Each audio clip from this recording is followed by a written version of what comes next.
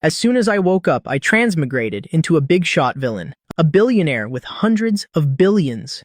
But before I could even enjoy this wealth and luxury, the villain system poured a bucket of cold water over my head. System. Checking destiny, you will be ruined by your own son because you shielded him. You'll become a stepping stone for the protagonist and ultimately die a miserable death under a bridge. Hearing this, I glanced at my son, who was still screaming on the hospital bed. My dad is King Tian, this damn brat. I slapped him twice right across the face, leaving the entire room in dead silence. You've completely disgraced the Qin family. System notification, punished the rebellious son. Reward, God-tier insight skill. Seeing that there was actually such a good thing, my gaze toward my son grew increasingly heated. Just a few minutes ago, I had transmigrated here. After getting a grasp of the situation, the driver in the front seat gently reminded me, "Boss, we've arrived at Shanghai Hospital." I looked up and saw the driver, Li Jun. Above his head floated a line of green text. Loyalty, 90. Great, finally someone reliable. According to the original plot, this Li Jun died taking a bullet for me. Outside the car, 4 burly men in black suits stood in a row, their faces full of murderous intent. Passers-by all turned to look, whispering among themselves. That's President Qin of the Qin Group. He looks even more imposing in person than on TV. I heard his son got beaten up and hospitalized. He must be here to visit him. Expressionless, I walked toward the VIP ward, under countless gazes of admiration and awe. As soon as I reached the ward's door, I heard screams, like a pig being slaughtered, coming from inside. It hurts like hell. Believe it or not, I'll have my dad fire your whole family. Do you know who my dad is? Qin Tian, this entire Quming city has to look at his face to survive, yet you dared to touch a single hair on my head. Don't even think about working here anymore. Standing outside the door, my temples throbbed. It's this idiotic Jinx, truly a master at ruining his own father. I forcefully pushed the door open and walked in. Qin Shiji's expression changed the moment he saw me. With snot and tears running down his face, he cried, "Dad, you have to avenge me, Dad. That country bumpkin broke my leg. I want to hack him into pieces." Looking at this useless piece of trash and thinking about how my future would be ruined because of him, losing absolutely everything, dying without an intact corpse, the anger in my heart flared up. Right after that, under the stunned gazes of the doctors and bodyguards, I rushed forward a few steps and swung my hand, landing a solid slap right on Qin Shiji's face. "What the hell are you crying for? You've completely thrown away the Qin family's face." I spoke coldly, my voice like ice shattering on the ground. Qin Shiji covered his face, his eyes wide in shock. "Dad, you hit me!" "Damn right I hit you, you useless trash!" I backhanded him with another slap. "Dare to make another sound, and I'll break your other leg myself." System successfully reprimanded the prodigal son, deviating from the main plot. System, villain points, 300. System, first time breaking the predetermined destiny. Reward, novice gift pack. System, God-tier poison skill. A series of system notifications popped up. Before I could even react, a massive influx of information flooded my brain. God-tier poison skill, this is seriously overpowered. Hundreds of lethal poison formulas, all of them colorless, odorless, and completely untraceable. I casually opened the system panel to take a look. Except for the charm stat, all my other stats were lower than the standard for an adult male. A charm stat of 500 seemed very reasonable to me. But why was my luck only at 100 points? At this moment, the system responded immediately. System, due to the existence of the protagonist, the chosen one, the host's luck will gradually be siphoned away by him. Luck is something you can't see or touch, but it's the crucial factor that determines success or failure. System, what exactly are villain points used for? I continued asking in my mind. System, the host can use them to exchange for real-world resources in the villain shop. System, or accumulate 1,000 points to unlock one lucky draw. To receive enhancement skills or rare items, my eyes lit up. There really was a shop button on the interface. I clicked it to take a look. The most prominent item at the front was the cash exchange option. 1 point could be exchanged for $100,000. There was also a stock exchange, 1,000 points, for a 1% share. Seeing this exchange rate, my heart instantly beat faster. That meant the 2 slaps I just gave my son were equivalent to earning over 30 million for free. Feeling the massive amount of knowledge flooding my brain, I looked back at my idiotic son, who was now scared, completely speechless in front of me. The corners of my mouth curled into a cold smirk. Then, I sat down on the sofa. In the ward. All right, speak up now. What exactly happened? Jie was completely dumbfounded by his father's sudden calmness. Dad, what do you want me to say? What else can you say? Tell me the whole story from the beginning. If you don't explain everything clearly, how am I supposed to clean up this mess for you? They were both young masters born with silver spoons in their mouths. So why was this kid the only one who was incurably stupid? After speaking, I glanced at Li Jun. He immediately understood. A few seconds later, the doctors were ushered out and the door was shut tight. Seeing that his dad was actually going to back him up, Qin Shiji instantly perked up and started pouring out his grievances, exaggerating the story without hesitation. 10 minutes later, my face was as black as the bottom of a pot. It turned out this brat was hitting on some girl on the street, got stopped right on the spot, and then a fight broke out. The bodyguards were beaten to the ground, and his own leg was kicked and broken. A country bumpkin who had only been in the city for a few days was actually able to beat a group of professional bodyguards into the dirt and casually break the leg of the Qin family's eldest young master. I didn't even need to think much about it. That guy was 80% likely to be a chosen one type of protagonist. Dad, you have to get justice for me. Qin Shiji gritted his teeth. Him breaking my leg is a direct slap to your face. That guy is too strong. Ordinary people can't deal with him. How about we find a top-tier hitman too? Shut up, I shouted, cutting him off. Is it your turn to teach me how to do things? Find a hitman? Is your brain filled with water or what? Hearing my son's increasingly absurd ideas, I was so angry my forehead throbbed. Only a pig-brained idiot like him would come up with such a stupid trick. Anyone with a normal brain would know that this is just feeding XP to the protagonist. It's all just cliché bullshit tropes. I took a deep breath, suppressing my anger. I'll handle this matter. Just lie down obediently and recover from your injuries. Don't interfere. Thanks, Dad, he grinned widely. I waved my hand. You better behave yourself during this time.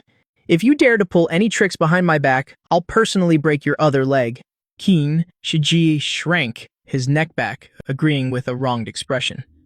Old Li, go call the doctor in charge of this ward. After saying that, I sat down on the chair.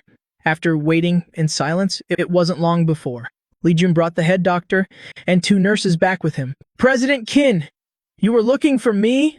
The doctor asked, his voice trembling, afraid that saying the wrong thing would bring disaster upon himself. I didn't even bother to lift my eyelids and just dropped a single sentence. Just treat him according to standard procedures. Don't indulge his ridiculous demands. The doctor hurriedly nodded, cold sweat beading on his forehead. He hadn't expected a wealthy and powerful father like him to actually say such things. All right, old Lai, let's go. Wait, Dad, it's her. It's this bitch seeing me about to leave. Qin Shiji suddenly screamed at the top of his lungs. I turned my head and looked at my son, who was pointing at the little nurse standing next to the doctor. I glanced at her from head to toe. This girl was a little over 1.6 meters tall, wearing a white nurse's uniform. She didn't have a mask on, curved eyebrows, a delicate little face, and skin as white as freshly squeezed milk. This appearance, could she be the female lead archetype? Did she break your leg? My voice was flat, but it carried a suffocating pressure. That's right, Dad? Even if she turned to ashes, I'd recognize her. Qin Shiji gritted his teeth in hatred. Tang Shui stood there and sighed softly. Today, she had specifically taken half a day off to go shopping at the mall. As a result, she ran into this idle young master who kept pestering her relentlessly. If it hadn't been for a young man from out of town stepping in to intervene, she probably wouldn't have been able to get away. Who would have thought that the hooligan whose leg got broken was actually the son of the man standing in front of her? What was even more ridiculous was that this man was Qin Tian. Since she had been called out directly, Tang Shui didn't bother hiding anymore. What a coincidence, meeting here again. Qin Shiji sneered. Now that my dad is here, don't even think about escaping. Why should I run? You were clearly the one who started the trouble. Tang Shui straightened her back, not showing the slightest fear. So what if I started it? Who told him to stick his nose where it doesn't belong? Qin Shiji's face was full of contempt. Tang Shui flushed red with anger. Then you deserve to be beaten. Shut up. Haven't you embarrassed yourself enough? I shot Qin Shiji a cold glare, my voice suppressed to the extreme, even though I heard it from my son's mouth, that he got beaten up because he failed to hit on a girl with my experience reading all sorts of Dragon King Returns novels. I could guess the truth with my toes. Thinking of this, I turned my head to look at Tang Shui, my tone much gentler. Little girl, what's your name? My name is Tang Shui. Being stared at made Tang Shui a bit nervous. She regretted the words as soon as they left her mouth. Why was he asking for her name? Could it be that he wanted to take revenge on her? I slightly lowered my eyes, slowly muttering the name, and rubbed my forehead. The name sounds all right. Don't tremble. I handle things with a sense of proportion. I'm well aware of what happened today. You didn't cause this trouble, so I won't blame it on you. All right, old lie, let's go. After saying that, I clasped my hands behind my back and turned to leave. Inside the ward, the group of people stood there, dumbfounded, no one daring to ask a single question. Qin Shijie, left behind, gritted his teeth in fury, inwardly cursing his father for being a coward, without a shred of prestige. As for Tang Shui, who had just been trembling in fear, she stood frozen in place after hearing those words. The little tyrant who was rumored to be so terrifying, his father was actually this reasonable? Could he be faking it? Will he settle the score later? Not long after, I stepped outside the hospital building, opened the back door of the Rolls-Royce, and got in. As soon as I settled in, I told Li Jun in the front seat, leave 2 men at the hospital to keep an eye on Shiji. Don't let him cause trouble again. Also, go investigate that kid who made a move and Tang Shui's background as well. Find out everything clearly while you're at it. Li Jun paused for a moment, then immediately nodded. Yes, President Qin, I'll arrange it right away. Saying that, he pulled out his phone and started making calls. While he was busy, an ice-cold voice suddenly rang in my ears. System, successfully prevented the son's troublemaking plot. A turning point has appeared. System, villain points plus 100. System, improved the female lead Tang Shui's negative impression of the host. System, caused a minor disruption to the timeline. System, villain points plus 300. Recovered 10 points of lost luck. What the? Just saying a few words can earn me points? Thinking of this, I opened my personal attribute panel. Luck had increased by 10 points. The other stats were still pathetically low. System, can those stats be increased? The system replied without a ripple of emotion. Luck can only be plundered from the protagonist. When the host's stat doubles that of the target, you can directly obliterate the target. Got it. What about the others, like physique or charm? The host can use villain points to exchange for items in the shop to enhance yourself. My eyes instantly lit up. I immediately pulled up the interface and looked down to examine it. 1000-year Lingji, 500 points. Origin Nourishing Foundation Pill, 1000 points. They were all legendary tier top-grade items. The prices were equally terrifying. I temporarily held back from buying anything. The most urgent task right now was to save up 1000 points for a lucky draw, which would be a much better deal. President Qin, the kid who made a move, is still being investigated, but Tang Shui's background is already clear. In the late afternoon, inside a secluded villa at the foot of Lishan Mountain, Li Jun handed over a stack of documents with both hands. I took the documents and quickly skimmed through them, unable to help but marvel. Having money really gets things done. Tang Shui was just an intern doctor. Her background was very simple. The task was assigned at noon and it was done in 3 hours. After reading through it, I nodded slightly. Sure enough, it's him. President Qin, is there a problem with Tang Shui? Li Jun looked completely puzzled. It's nothing. Even if I told you, you wouldn't understand. I waved my hand. Go get some rest first. If I need anything, I'll call you. Li Jun bowed and backed out of the spacious living room. I was the only one left. I leaned back on the sofa, muttering to myself, so this is one of the female leads? The female leads in urban power fantasy novels are never just one person. The documents showed that Tang Shui's ancestors were a traditional medicine family. Her grandfather was very renowned in Quming City. It could basically be confirmed that the male lead was following the mountain divine doctor route, a classic trope, coming out of the mountains to acknowledge relatives or break off an engagement and conveniently saving a beauty to take home along the way. No wonder the system shoved this poison skill onto me. Turns out it was to prepare me to face off against a medical big shot. This is getting interesting. The corners of my mouth curled up, just making her change her perspective. Already earned me 300 points. If I actually managed to take him down, at the same time, Tang Shui had just gotten off work at Shanghai Hospital, feeling completely drained of energy. Little Line, hurry and boil some water. Little Shui will be here soon. Inside the Tang family's medical clinic, the old physician, Tang Dexuan sat upright. In his chair, Tang Shui had just parked her car when she heard from inside the house her grandfather's unusually enthusiastic. "Greetings. Why is Grandpa being so polite today? Who exactly is the guest?" Tang Shui slowed her steps and sneaked into the house. The conversation inside reached her ears very clearly. "Don't busy yourself, sir. I'm in no rush." It was a young man's voice, his tone sounding lazy, yet inexplicably familiar. Tang Shui's heart suddenly skipped a beat. She rushed inside in just a few steps. There were two people sitting in the living room. On one side was Tang Dexuan, the famous doctor. On the other side was a casually dressed young man, slouching on the old wooden chair as if he had no bones, his hands resting behind his head. "Little Shui, you're back? Come here quickly. Let Grandpa introduce a friend to you. This is Lin Feng, he—" Before the old man could finish his sentence, their eyes met. "It's you again? Hey, little sister. We really are destined for each other." Tang Shui's face was full of shock and disgust. Lin Feng, however, smiled in a carefree manner. Tang Dexuan looked left and right, completely confused.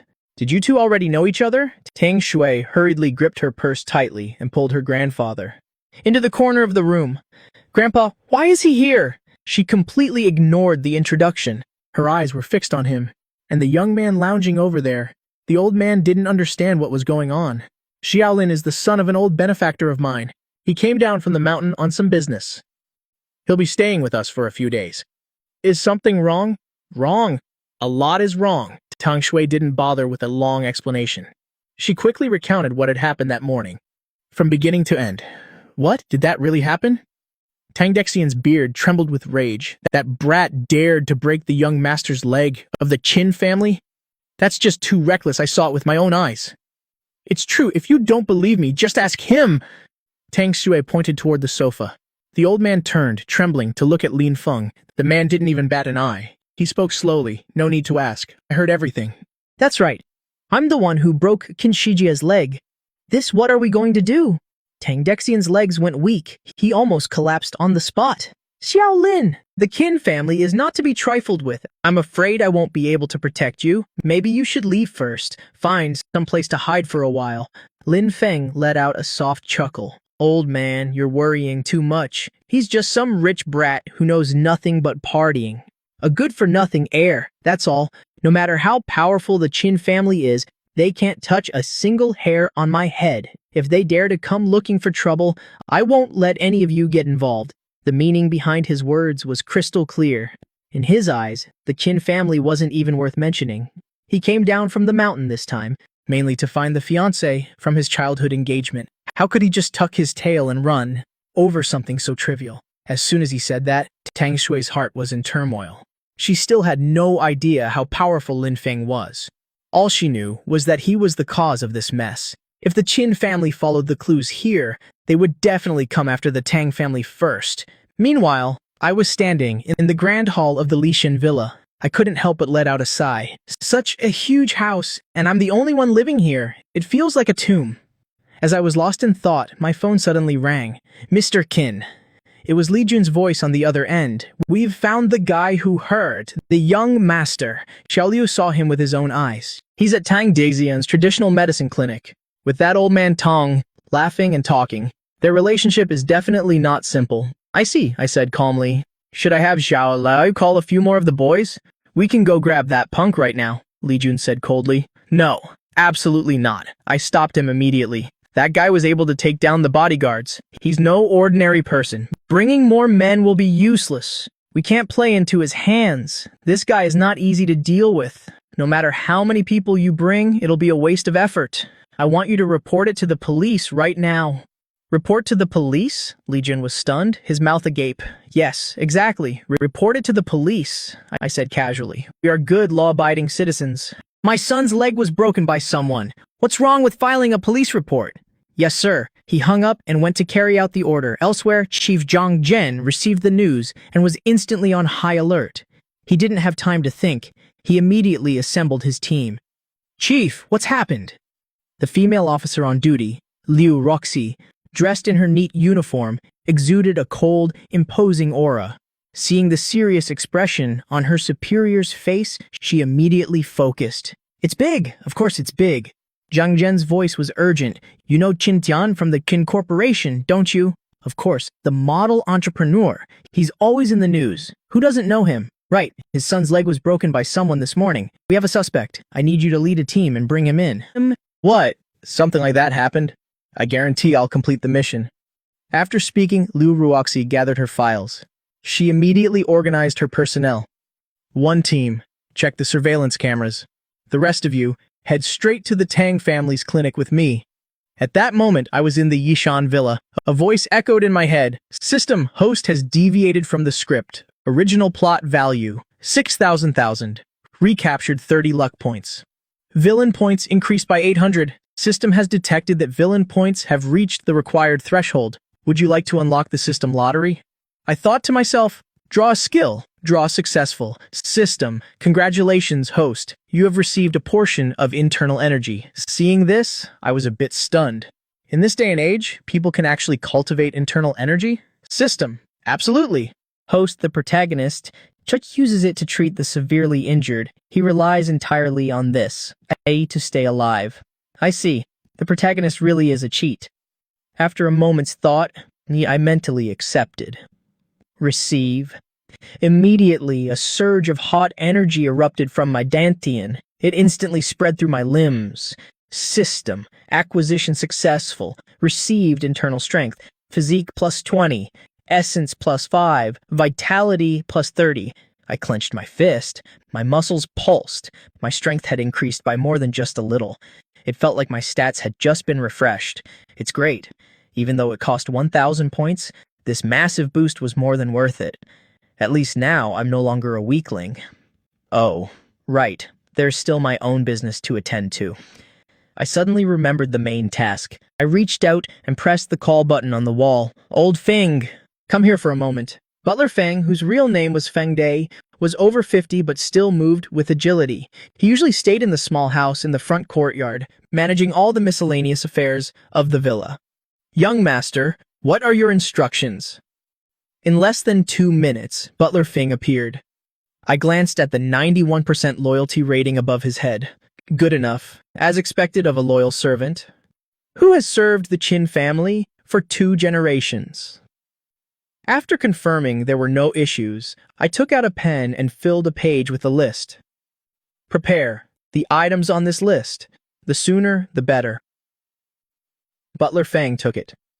As he read it, his face immediately turned pale. 2 bags of silver needles, poisonous centipedes, venomous scorpions, powdered venomous snake fangs. Young master, the silver needles are one thing, but the rest of these are all highly toxic materials. Don't ask, I have my own use for them. Yes, sir. I'll get on it right away. Butler Feng bowed and excused himself. I leaned back into the sofa again. These things might sound terrifying, but to me, they're just daily necessities. I looked around the brightly lit villa. With my tasks done, I suddenly felt bored out of my mind. Maybe I should find some entertainment. Meanwhile, outside the Tang family's residence, red and blue police lights flashed. Lin Feng had just finished a full meal and was about to go downstairs for a walk to aid his digestion. Just then, Liu Ruoxi stepped out of her car. His eyes lit up. Liu Ruoxi noticed him staring at her and immediately frowned. He looked just like the photo. She led 2 officers straight toward him. Are you Lin Feng? Are you asking me, beautiful officer? Who else? Is there a second person here? That cocky tone only annoyed Liu Ruoxi even more. He had no idea this was a classic opening scene for a protagonist. I am Lin Feng. Is there a problem, officer? We have a report that you intentionally caused bodily harm. Come with us to the station for questioning. Lin Feng froze on the spot. What? Before he could finish speaking, the 2 officers closed in from his left and right. Wait, officers, is there some kind of misunderstanding? He sensed that something was wrong. His expression turned to one of shock. Are you brain dead? Don't you know what you've done? You're coming with us. Liu Ruoxi gave him no chance to argue. The moment she finished speaking, she moved to grab him. According to the original script, this beautiful and skilled police officer was supposed to be a key character, who appeared much later in the story. But now, because of Qin Tian's interference, the timeline was completely messed up. Lin Feng had run into her much earlier. At this point, Lin Feng hadn't had time to build his connections or establish his reputation. With no one to back him up, he lost all his swagger in front of the police. This was the core reason why he could be taken down by the villain. Now, being arrested right on the street, Lin Feng's brow furrowed as his mind raced. A few seconds later, he decisively gave up resisting. "No need to trouble you two officers. I can walk myself." What? Lin Feng was arrested. When Tang Dexian heard the news, he nearly jumped out of his chair. "Yes, Grandpa," Tang Shui quickly replied. "I was just about to go out for a walk when I saw the police car stop him and take him away." "How could this happen?" Tang Dexian panicked. "Xiao Sui, hurry! Come with me to the police station, right now!" Tang Shui felt he was overreacting, but after a moment's thought, she still nodded in agreement. Liu Ruoxi. The news of Lin Feng's arrest spread like wildfire. A few minutes later, Chief Zhang Zhen also received the news. To stabilize the situation, Zhang Zhen immediately called the driver, Li Jun. I had just heard the ding of a money transfer notification. When I snapped to attention, without a second thought, I called. Li Jun floored it, heading straight for the police station. The car door creaked as it opened. A group of police officers hurried over to greet me. "Hello, Mr. Qin. Thank you for your hard work," I said with a casual wave. This gesture surprised the officers. Such a big shot, yet not a hint of arrogance. "Mr. Qin, this way, please." A young officer reacted quickly, immediately taking the lead to guide us. Seeing this, Li Jun and I followed at a leisurely pace. "So you admit it? You're the one who did it." Lin Feng smirked and shrugged. "What's the point in denying it? I did it, so I'll own up to it." Liu Roxy gritted her teeth in frustration. This guy was clearly saving someone, but his methods were too brutal, and he acted so nonchalant about it. His flippant attitude made her blood boil. Just then, I pushed open the door to the interrogation room and walked in. I happened to walk in on this very scene. My gaze fell upon Liu Ruoxi's face. In that moment, my heart skipped a beat. This female officer had fair skin and a delicate face that looked like it came straight out of a painting. Her figure was curvy in all the right places. On the police force, she was truly a rare beauty. More importantly, she was interrogating the protagonist. Damn it, isn't this the standard female lead archetype? How did I accidentally let the protagonist meet another one of the female leads? Before, I was so focused on using Tang Shui to farm villain points. How could I forget that in an urban novel, there's always a beautiful police officer? If I'd known this would happen, even for 10,000 villain points, I wouldn't have called the cops. This kid's plot armor? Just how ridiculous is this? I couldn't help but scream internally. System is scanning the target named Lin Feng. Luck value 3,753. Confirmed as a child of destiny. Seeing that, I was instantly speechless. Over 3,700. I don't even have a fraction of his luck. I give up. I completely concede. Seeing me walk in, Liu Ruxi quickly stood up straight along with her colleague. You must be Mr. Qin, right?" "Yes, that's me. I didn't even want to pay attention to." "Lin Feng." I turned my head and looked straight at Liu Ruoxi. "Officer Liu, I'm sure you know why I'm here." "I understand," Liu Ruoxi replied. "Mr. Qin, could we talk somewhere else?" "No problem," I agreed immediately. Liu Ruoxi breathed a quiet sigh of relief, then led me to an office. I didn't stand on ceremony, pulling out a chair and sitting across from her. "Mr. Qin, regarding the incident this morning, we have a basic understanding of the situation. The cause was your son starting a fight." Liu Ruoxi took everything she had gathered and recounted the entire sequence of events. "That's the gist of it. Mr. Qin, how do you think we should handle this appropriately?" After speaking, Liu Ruoxi discreetly glanced at me, seemingly trying to gauge my reaction. The room fell silent for a long time. Finally, I spoke up slowly. "Your investigation results aren't much different from what I know.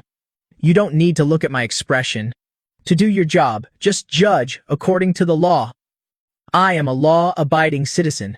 I just want justice." As soon as I said this, Liu Ruoxi was a bit surprised. After all, this wasn't a huge deal. With my family's background in Guayuming City, making it go away would be as easy as flipping my hand. Thinking of this, Liu Ruoxi spoke up. "In my experience, for this kind of matter, it's best for both parties to sit down and talk. If it can be settled privately, that would naturally save everyone a lot of trouble." Hearing this, the corners of my mouth curled up, and I let out a laugh. "Officer Liu, tell me, how do we settle this privately? Are you expecting an older man like me to calmly negotiate with a brat over how much compensation to pay?" Liu Ruoxi immediately froze.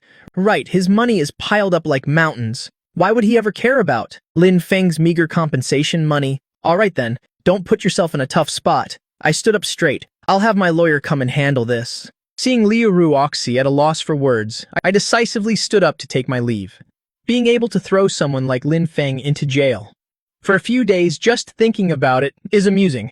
Let's leave it at that. I have things to do, so I won't stay long. Sorry for bothering you today. I reached out my hand, my tone extremely polite. No, it's nothing. It's our job. Liu Roxy was a bit dazed, reflexively reaching out to shake my hand. In that moment, I only felt that her hand was cold and soft. How strange. Watching me actually leave the police station with my driver, Liu Roxy looked completely bewildered. Logically speaking, since he knew Lin Feng was arrested, shouldn't he have used his connections to apply pressure right away? Why did he personally come all the way to the interrogation room? For a trip, Lin Feng had been fully prepared to face off against me. But in the end, I came and didn't even bother to give him a single glance. In that moment, Lin Feng almost suffocated from anger. One day, I will make your Qin family kneel down and beg me. The one thing a man can't stand the most is being looked down upon. This time, his ruthlessness was completely triggered. Outside the police station, I hadn't left yet. Just then, an inconspicuous car slowly pulled up nearby. Two people stepped out of the car. One of them I actually recognized. Oh, little lady, we really do have a destiny together, don't we? To think we'd even bump into each other at the police station. I wasn't in a hurry to get in my car, but smiled and walked over. Mr. Qin, hello? Seeing it was me, Tang Shui's expression instantly changed. She started stuttering. What's wrong? You look like you've seen a ghost. I narrowed my eyes, my tone carrying a hint of teasing. This old man, Tang Dexian, greets President Qin. Just as Tang Shui opened her mouth, Tang Dexian hurriedly stepped forward with an apologetic smile. Tang Dexian, I chuckled softly. I know you. You're a famous traditional Chinese medicine doctor in Qiuming. I've heard your medical skills are superb. President Qin flatters me. Tang Dexian quickly bowed his head. It's no flattery at all. I've long heard of your reputation. By the way, what brings you here, old sir? My words were clearly asking a question I already knew the answer to, but it made old Tang's heart clench. He absolutely didn't believe that I didn't know Lin Feng was connected to him. In other words, I was probing his stance. Old Tang had been around the block his whole life. He was far too experienced in dealing with people. He immediately understood and spoke up. Mr. Qin, I am truly sorry. I also just heard that Mr. Lin and young Master Qin had a conflict last night. Mr. Lin just arrived in Qiuming City. He's new here, so a moment of impulsiveness is hard to avoid. I hope you can be the bigger person, show some leniency, and let him off. Tang Dexian was indeed quite the character. His words held several layers of meaning. First, saying I just heard to wash his hands of any direct involvement, proving he didn't tip anyone off beforehand. Then, saying Lin Feng just arrived implied their relationship wasn't deep. Just an old acquaintance. He was clearly here to beg for mercy, yet he acted humble, as if making a concession. He drew a clear line, without offending either side, killing 3 birds with 1 stone. I smiled and said, Mr. Tang, I don't quite understand what you mean. I, Qintian, am just an honest businessman. My son was beaten up, and the only thing I could do was call the police. You're asking me to show leniency? I'm a law-abiding citizen. Where would I get the authority to interfere with? Official business? But you don't need to worry. Whoever is at fault will bear the consequences. If my son started the trouble, I won't falsely accuse a good person, nor will I take my anger out on others. As for this dispute between my son and that guy Lin, well, I believe the police officers will definitely handle it fairly. Don't you agree? Tang Dexian was left completely speechless by my words. Seeing this, I waved my hand and said, All right, I have things to do. Take care. After speaking, I nodded at him, turned around, and slid into the back seat of the Rolls-Royce. My movements were crisp and decisive, leaving absolutely no room for negotiation. It's just that no one saw. Right before I closed the car door, the corners of my mouth curled into a cold smirk. Want to turn a big issue into a small one, and a small one into nothing? This old man from the Tang family is way too naive. I went through so much trouble to throw this guy in here. How could I let him out so easily? Old Li, give Deng Junchu a call. Have him handle this case. Find a way to throw that brat in prison. Understood, President Qin. Even though Old Li felt a bit conflicted inside, unable to understand why his boss insisted on going through legal procedures to handle this matter. The news quickly reached Deng Junchu's ears. After hearing the whole story, he slapped his thigh and said, Lin Feng is definitely going to rot in a cell this time. Even though Qin Shijie was wrong to strike first, Lin Feng's combo was way too vicious. The guy just threw one punch, and he turned around, kicked him flying, and took down several bodyguards. Beating the bodyguards wasn't enough. He just had to rush up and intentionally stomp on young Master Qin's shin until it broke. That kind of finishing blow clearly leaves no way out for the victim. The evidence is right there in plain sight. Every single strike was aimed at a vital spot. If I can't throw him in jail with all this, then I might as well quit this industry. By the time I got home, it was already 9 p.m. Before my butt could even touch the sofa, the doorbell suddenly rang. Right after, Butler Feng's voice echoed out, Young Master, Miss Mu is here. Hearing that, I raised an eyebrow. Let her in. Mu Die walked through the door, her movements brisk and efficient. She was Qin Tian's personal secretary. Her name was Murong Die, but she was usually called Mu Dai. Black hair tied up in a high bun, wearing black-rimmed glasses, a white dress shirt paired with a black pencil skirt, sheer pantyhose, and high heels. Her graceful walk exuded an imposing aura. President Qin. She stood firmly in the middle of the living room, her tone respectful. I scanned her from head to toe and gave a cool response. Have a seat. After the original owner's wife passed away, he had a few female confidants on the side, but Mu Dai was never one of them. It wasn't because she wasn't pretty enough. That wasn't the main point. It was because this woman was highly capable. The company couldn't function without her. No matter how arrogant Qin Tian was, he wouldn't ruin such a pillar of support. Just for a moment of pleasure. President Qin, I'm here to report your schedule for tomorrow and recent work updates. I nodded. The executive meeting originally scheduled for today was postponed due to the young master's situation. It's been moved to 10 a.m. tomorrow. Additionally, President Su of the SU Group has scheduled a dinner with you at 5 p.m. tomorrow at the Dihao Hotel to discuss the details of the collaboration between our two families. Here's the itinerary. Would you like to take a look? She said, handing over a document. Hearing this, I waved my hand. I've got a headache. No need. Just arrange everything properly. Understood, President Qin. Here's also a project document for the Yicheng residential area. Right after that, she reported further on the work progress over the past few days. It was about an hour later before she finally left. As for me, I had officially wrapped up my first day since transmigrating the life of a CEO. Early the next morning, I arrived at the company on time, ready to clean up the mess. Meanwhile, Lin Feng had spent the entire night at the police station. Upon hearing that he might have to go to prison, he froze, completely on the spot. Early in the morning, the police had come and announced his 2 charges: excessive self-defense and intentional assault. Added together, he'd be looking at least a couple of years behind bars. Lin Feng's eyes turned cold. In his heart, he had already etched a blood feud with the Qin family. But hatred aside, right now, he truly couldn't think of a way to break this deadlock. Lin, little brother, I am truly sorry. Tang Dexian's face was full of guilt. You really can't be blamed for this. It's my fault for not seeing the situation clearly. Lin Feng spoke lightly, but in reality, he wasn't happy at all. The Qin family wants me to go to jail? No way in hell. As soon as he said that, his mind quickly raced through several possibilities. Seeing the glint in Lin Feng's eyes, Tang Dexian immediately continued. Lin, little brother, as long as you name it, I, Tang Dexian, will absolutely not refuse. Lin Feng snapped back to reality and smiled. There actually is something I need to trouble you with, old man. Tang Dexian raised an eyebrow, a bit surprised. Without waiting for him to ask, Lin Feng reached up and took off a jade pendant from his neck. Please help me deliver this item to someone. Ding successfully reported the protagonist minor plot adjustment has taken effect. System villain points. Plus 300, deducted 20 luck points. I glanced at the system notification, my eyebrows furrowing slightly. Only 300 points? Last time, just calling the cops earned me 800 points. This time, I even used a lawyer and only got this much.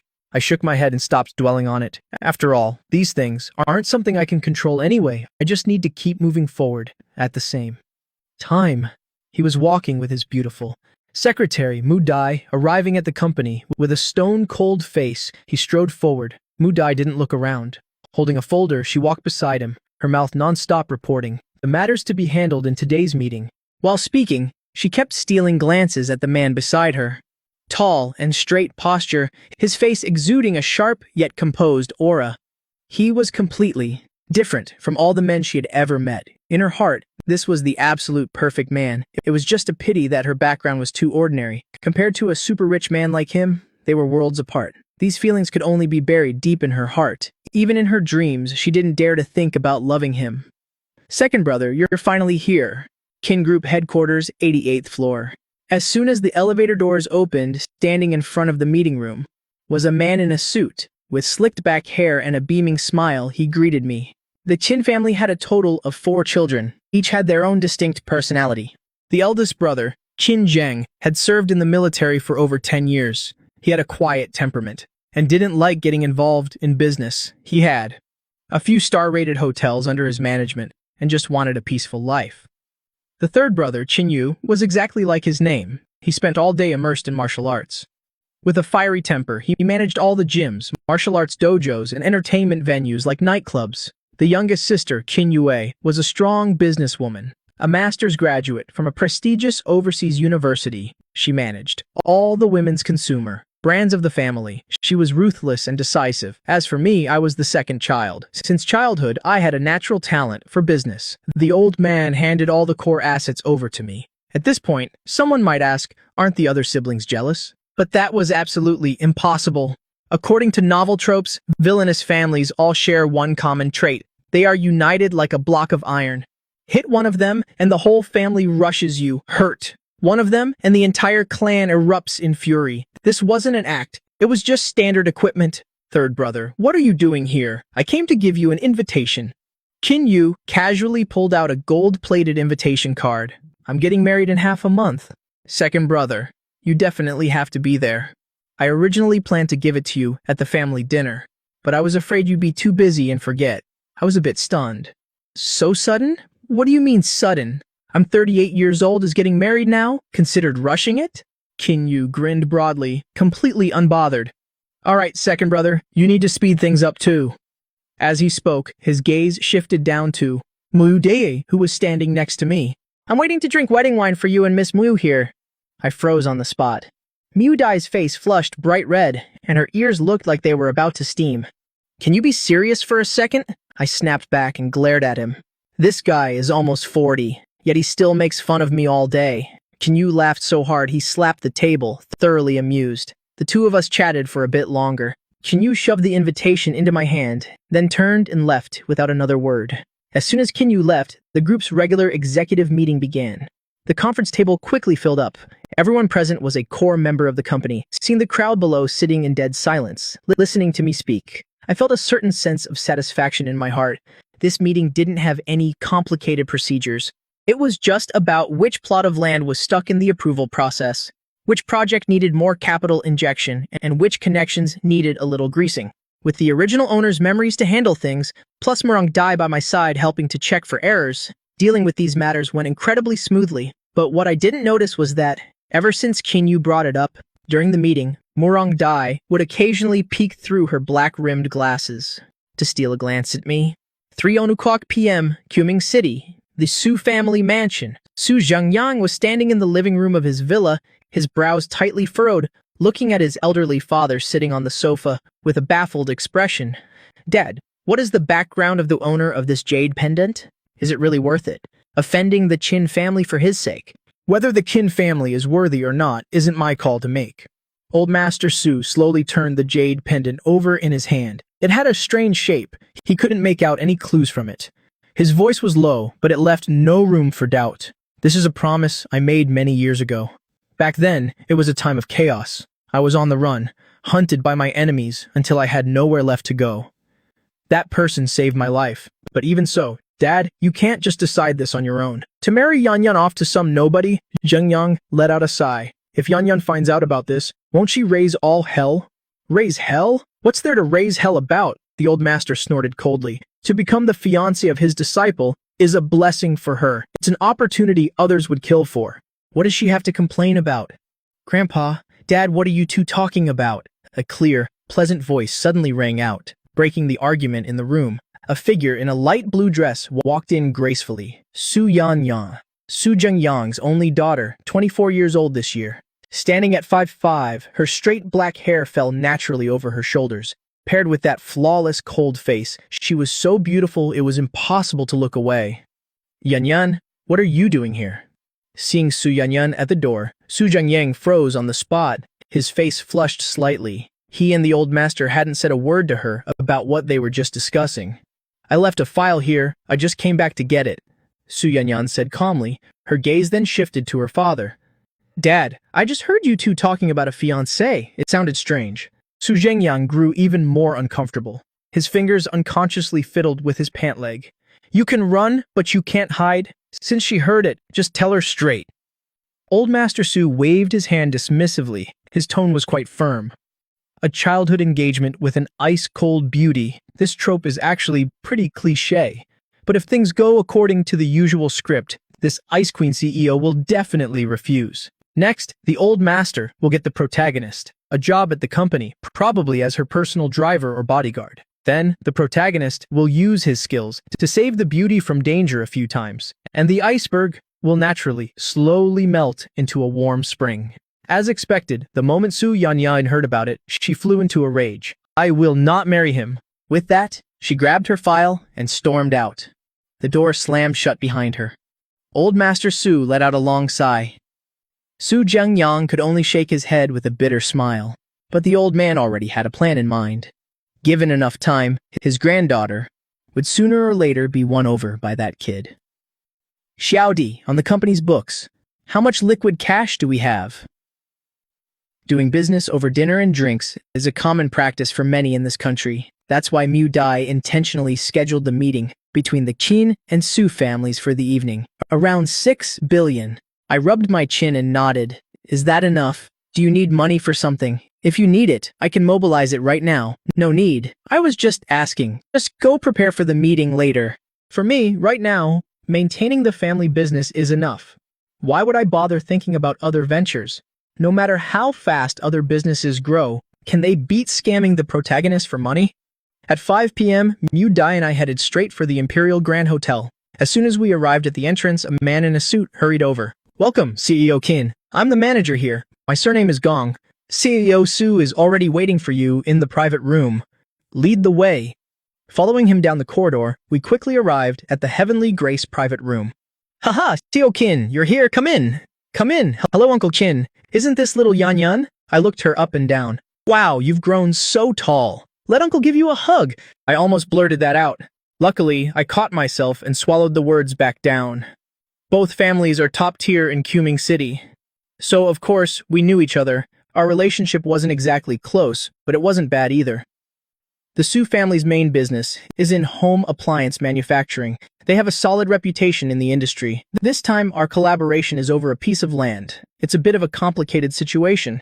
The Qin family isn't in the real estate business. Our capital is almost entirely tied up in home appliances. But we have extensive connections, so the Su and Qin families discussed a plan.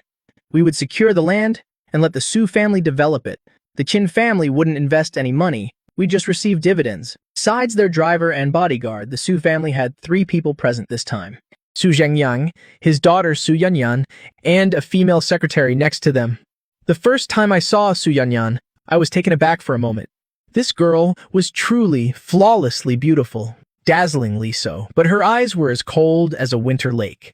A classic, cold, and arrogant CEO type. First, there was the frail nurse, then the hot-tempered policewoman, and now an ice-cold beauty appears. Could she also be one of the female leads? Until the female lead and the male protagonist have a deep enough connection, their luck won't transfer to a villain. They just look like normal people, so you can't directly check who the female lead is. I can only make an educated guess. Right now, Su Yanyan seems very likely, but I can't be 100% sure. The 2 bosses exchanged polite greetings on the surface, but the ones actually discussing the details were Mu Daiye and the female secretary, Li Yutong. Footsteps.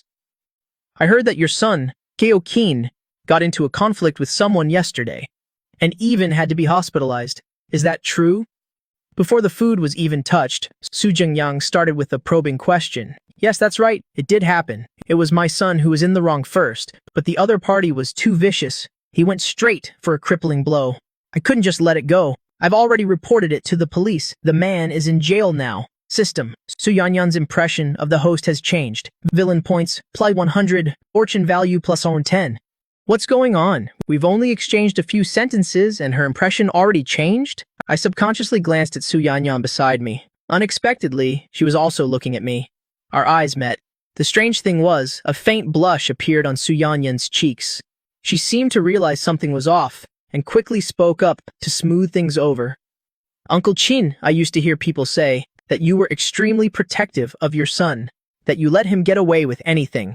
Seeing you today, it seems those were just baseless rumors. Ha ha ha! You really know how to flatter someone, my dear niece? I laughed heartily, but what you said isn't entirely correct. Actually, the rumors you heard aren't completely false. At this point, my expression turned serious. A few years ago, I was completely focused on my career. I had absolutely no time to look after my son. The way Chiji is now is largely my fault for spoiling him.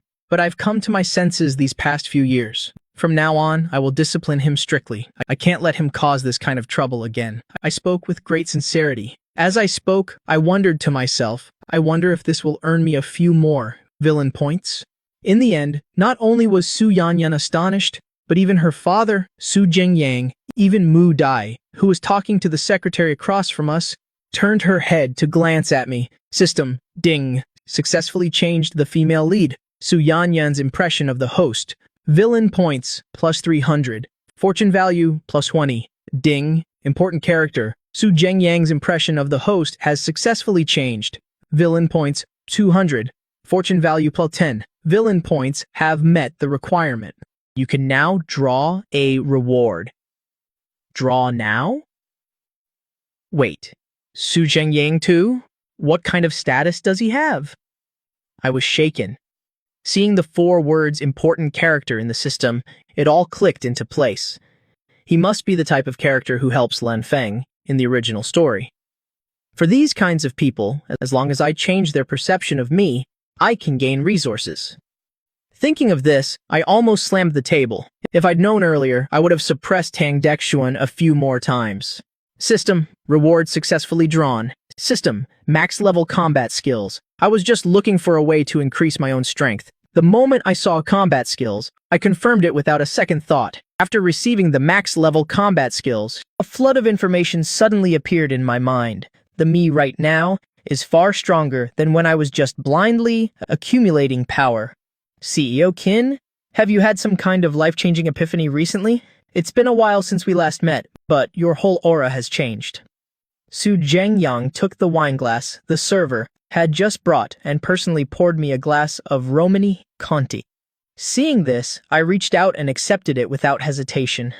The two of us took a small sip. We made some small talk as we drank. It wasn't until all the dishes had been served that Su Jingyang put down his chopsticks. His tone changed. To be honest with you, besides discussing our collaboration today, I also have a small favor to ask.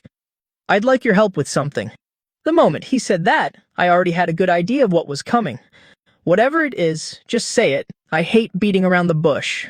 Su Jingyang, on the other hand, was a bit stunned. Ha ha, since you're so straightforward, I won't hide it anymore. Actually, Lin Feng, the man who caused trouble with your son, has some connection to my Su family. As he spoke, he stole a glance at my expression. Seeing no major reaction from me, he continued, Could I trouble you to go easy on him? Don't pursue the matter any further. Let the kid get out of jail time. What do you say? Of course he came for Lin Feng. Although the system's reward had already hinted that Su Jingyang was an important character, I never expected this guy, in order to protect Lin Feng, would personally humble himself to plead with me. That Lin Feng guy only just arrived in Quming City a few days ago. How did he so quickly latch on to the powerful Su family? This truly is the destiny of a protagonist. He finds backing wherever he goes. His luck is unbelievably strong. The old Qin Tian probably would have fallen for it. I pretended to think for a few seconds before speaking slowly. To be honest, I really had no idea. That kid had such a deep background, and was even connected to your Su family. Actually, my son was the one who started the trouble yesterday. I originally intended to let him suffer a bit to learn his lesson. It's just that Lin Feng's methods were too severe. That's why I had to resort to legal channels. Su Jungyang was stunned when he heard this. So what you're saying is, well, since you've put it that way, go Su, wouldn't I be disrespecting you if I didn't agree? Forget about the compensation. I'm not short on that little bit of money. Have him come and apologize to me in person, and we'll call it even. President Su, does that sound good to you? As soon as Su Jungyang heard this, he was absolutely thrilled. He quickly agreed. Based on what he knew about me from before, I would either be overly protective of my son and demand an immediate confrontation, severing our ties right then and there. Either way, the Su and Qin families would become enemies. But who would have thought that now all it took was an apology? Who would say no to such a sweet deal? But Su Jungyang completely failed to realize that this matter wasn't as simple as it seemed. Setting everything else aside, just getting Lin Feng to bow his head and apologize was practically mission impossible. Have you ever seen a novel's protagonist actually apologize to the villain? If the main character was that cowardly, the fans would be the first to riot. Secretly rejoicing, Su Jungyang immediately pulled out his phone. He called his people to hurry to the police station and pick up Lin Feng, telling them to say that everything had been resolved. I was also very decisive. I turned around and called Li Jun right away, telling him to inform Deng Junchu that the case didn't need to be investigated anymore. Pull out. With just one word from me, Deng Junchu immediately withdrew his men. Back at the police station, Yu Ruoqi could finally breathe a sigh of relief. Just a moment ago, she was worried the Qin family wouldn't let this go. If that happened, people solving cases like them would have a headache every single day. Meanwhile, at the entrance of the police station, Lin Feng casually strolled out of the main gate, looking completely relaxed. That jade pendant the old man gave me before I left is pretty effective, huh? The Qin family is nothing special. Let's go. President Su is waiting at the Imperial Hotel. The driver reminded him coldly. All right, I'm coming, Lin Feng replied with a cheeky grin. Before leaving, he turned back to look at the police station gate, feeling a bit regretful that he couldn't show off in front of Liu Ruoqi. But that didn't matter right now. Hurrying to meet his fiancée was the main priority. Half an hour later, at the Imperial Hotel, everyone had already eaten their fill and was sitting in the ace chatting away. Lin Feng was led in by the driver, pushing the door open and stepping into the room. As soon as he entered, his eyes quickly scanned the room. Not a single beauty in the room was missed. Hushed. But when his gaze landed on Su Yunran, he instantly had his answer. He truly didn't expect such a gorgeous woman to actually be his fiancée. Holy crap, this face, she doesn't lose out to Morong Dai next to her at all. Coming down the mountain this time was definitely worth it. You must be Lin Feng. Su Jungyang immediately put on the air of an elder. Lin Feng bowed slightly, acting polite. Hello, Uncle Su. Seeing that the kid was sensible and well-mannered, Su Jungyang nodded in satisfaction. He pointed to the empty seat next to him. Have a seat. Lin Feng didn't decline and plopped down. We can talk about other things later. Let me introduce you first. This is President Qin. You two have probably met already. We've met. Of course we've met. Lin Feng smirked, a hint of mockery in his tone. If his son wasn't so blind, how could I have been thrown in jail? As soon as those words left his mouth, aside from me, everyone else's expression changed drastically, including Su Yunran and Morong Dai. Is this guy mentally challenged? Daring to call Qintian's son a useless piece of trash, right in front of two big shots? This wasn't just a slap in Qintian's face, it was also a slap in Su Jungyang's face. Su Jungyang glanced at me. Seeing that I hadn't reacted yet, he hurriedly put on a stern face to salvage the situation. Lin Feng, do you have any idea what kind of nonsense you're spouting? Lin Feng sensed the tension in the air, but he didn't change his tune. Uncle Su, of course, I know what I'm saying. His son was acting like a thug in broad daylight, and even tried to hit me, throwing his weight around just because he had bodyguards. If I hadn't reacted fast enough, I'd be lying in a hospital bed right now. This time, before I could even say a word, Su Jungyang slammed the table and stood up. You really have no respect for anyone, the young master of President Qin's family. Is it your place to point fingers and judge him?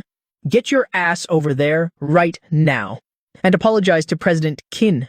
Otherwise, I, Su Jungyang, will tear up all ties today, and none of us will have any peace. Seeing Lin Feng's arrogant attitude, Su Yanran frowned, her heart turning half cold. She couldn't help but steal a glance at me. Compared to an impulsive brat like Lin Feng, Uncle Qin, sitting there in silence, exuded a steady and reliable aura. This is what a man who can shoulder everything looks like. Lin Feng shot Qin Tian a disdainful look. Sorry, Uncle Su. I'm giving you face this time, but asking me to bow my head and admit I'm wrong. Not happening. His words were as hard as stone, leaving absolutely no room for compromise. You little bastard. You really think you're invincible? I shouldn't have begged President Qin to spare your miserable life. Su Zhengyang's voice trembled with rage, even cursing out loud. Hearing this, Lin Feng frowned. Uncle Su, you shouldn't have bowed down and begged him in the first place. With my skills, helping you swallow the Qin family whole wouldn't be hard at all. Before Su Zhengyang could even respond to that, he felt dizzy and collapsed straight backward. Dad, what's wrong? Su Yanran, who was closest, reacted first. Even I, who had been in the mood to watch a good show, didn't have time to overthink. I quickly stepped forward and caught him. When Lin Feng saw Su Zhengyang collapse, not only did he not panic, but a gleam actually flashed in his eyes. His chance had come. As long as he cured him, all the previous troubles would be wiped clean. The protagonist's luck was just that absurd. The more desperate the situation, the easier it was to turn the tables. Just as the bodyguards were about to rush him to the hospital, Lin Feng suddenly spoke up. Wait, let me take a look first. Su Yanran turned her head, and seeing it was him, she was chilled to the bone with anger. Guards, drag him out. I don't want to see his face anymore. Two bodyguards immediately sprang into action, closing in on Lin Feng from the left and right. Seeing things going south, Lin Feng hurriedly shouted, I'm a doctor. Uncle Su is having a sudden acute attack. If I don't act now, by the time you get to the hospital, he'll be cold. As soon as Lin Feng finished speaking, Su Yanran froze on the spot. Even though her father feigning was more or less Lin Feng's fault, and she was sick to death of this guy, what he said wasn't entirely unreasonable. It would take at least 15 minutes to get to the nearest hospital. If there was traffic, they might not even make it in half an hour. Seeing Lin Feng speak with such certainty, not looking like he was lying at all, Su Yanran started to waver. Just as she was about to nod in agreement, a calm, steady voice suddenly rang out beside her. Yanran, don't trust him. Su Yanran abruptly looked up, only to realize I was ordering the bodyguards to lay Su Zhengyang flat on his back. With one hand checking his pulse, I didn't even bother looking up. Your father ended up like this because he pissed him off, and now you're going to let him save him? Besides, looking at him, he's barely in his 20s. What kind of doctor could he possibly be?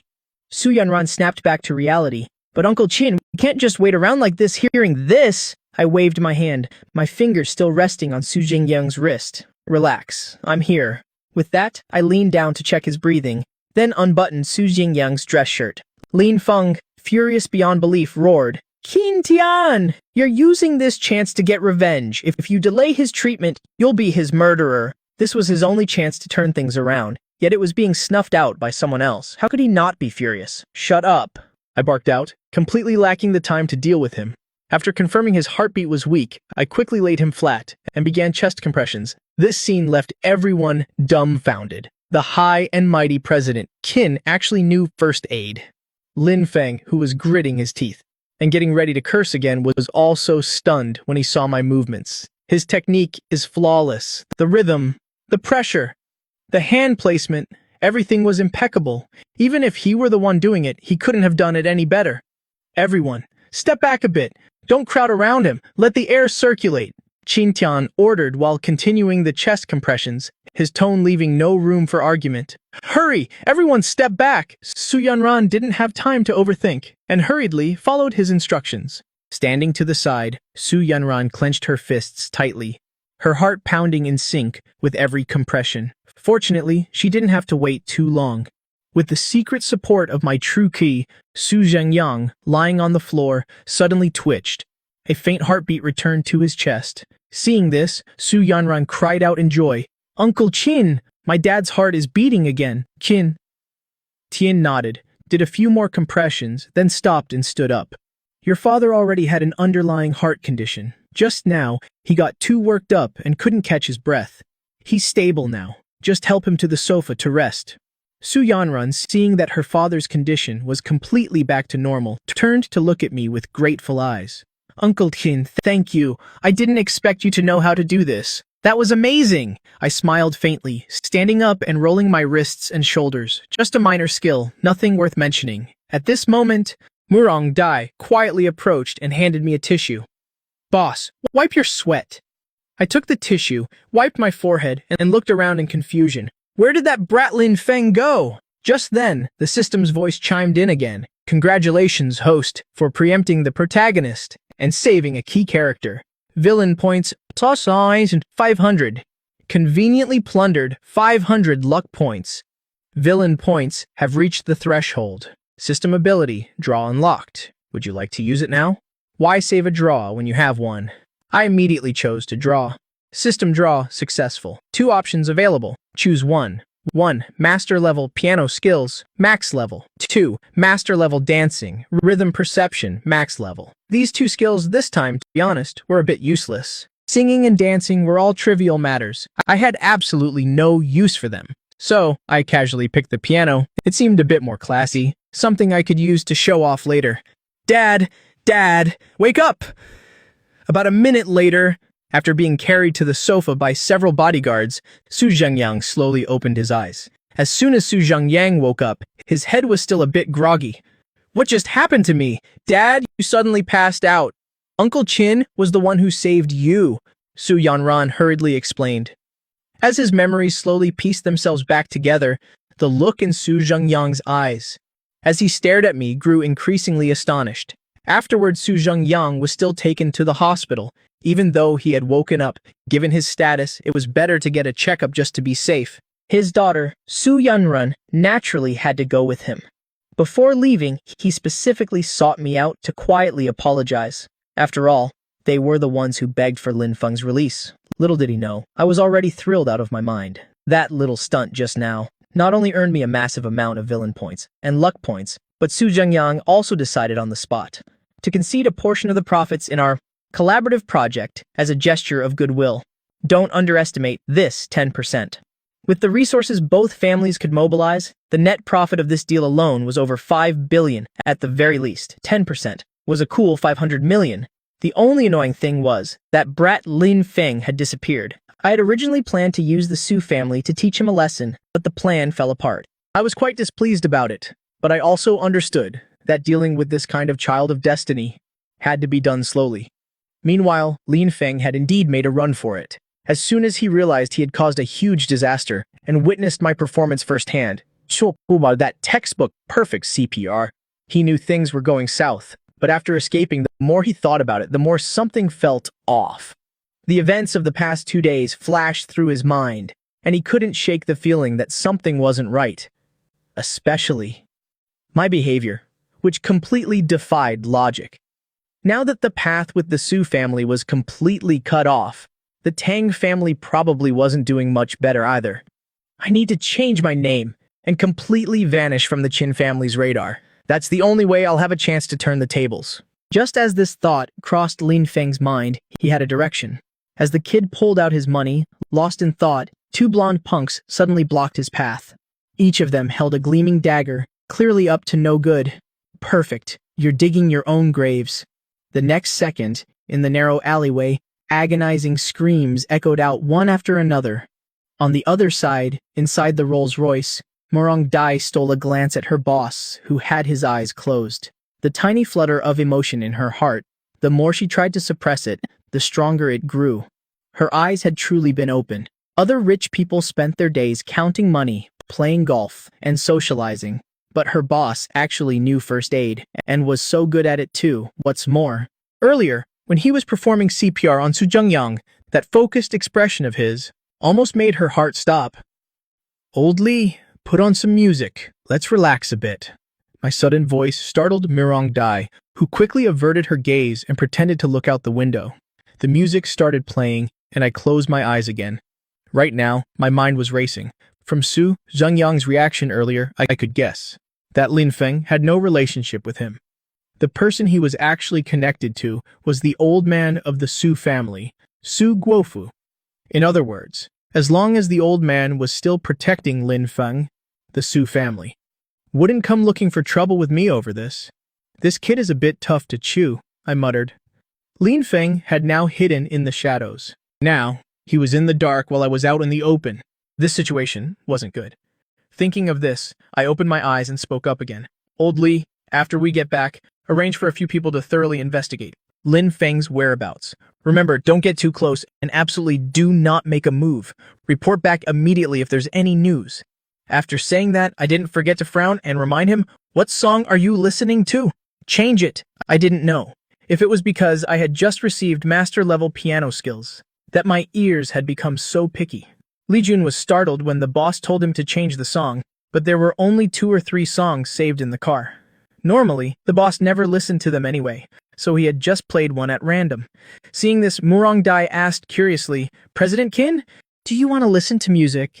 Not necessarily. I just suddenly felt it was too quiet on the road. Murong Dai immediately reacted. How about I use my phone to search for something and play it over Bluetooth? That way, you can listen to whatever you want, Qin. Tian's eyes lit up, suddenly thinking of something. All right. Then look up 1,000 Reasons to be Heartbroken. Otherwise, the whole ride will be boring and annoying. This was an old song that came out a long time ago, but he liked this kind of vibe. Murong Dai looked bewildered. This title sounded like it was pieced together. After searching for a long time and still not finding the song, she said, President Qin, I can't find it. You must have remembered the title wrong. Hearing this, he frowned slightly, vaguely, feeling that something wasn't right. Then look up Jackie Chung. Is Jackie Chung a singer? Although Murong Dai was confused, she did as she was told. Unfortunately, there was nothing. Qin Tian's expression darkened slightly. He took the pink phone that Murong Dai handed him. He started searching himself. Quickly, he typed in the names of the 4 heavenly kings from his past life. After entering all of them, he slowly leaned back in his chair. He let out a long sigh. This time, he finally understood completely. It turns out he'd been reborn into a parallel universe.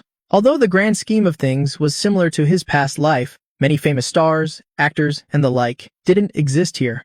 He waved his hand wearily. Forget it, I don't want to listen anymore, it's just depressing. The 4 heavenly kings in Jaicho don't even exist. So, what's the point of listening to anything? Those classic hits, the ones you'd listen to and hum along with that made your heart feel lighter. But the person even more furious than you was Old Man Su. As soon as he heard that his own son had been provoked by Lin Feng to the point of fainting on the spot, Old Man Su immediately had his driver take him straight to the hospital. The moment he walked in, he peppered him with questions about what happened. Without a moment's hesitation, did you really give Qin Tian that condition? From his hospital bed, Su Zhengyang spoke in a dejected tone. Everything was going smoothly. Qin Tian agreed without a second thought. But who would have thought?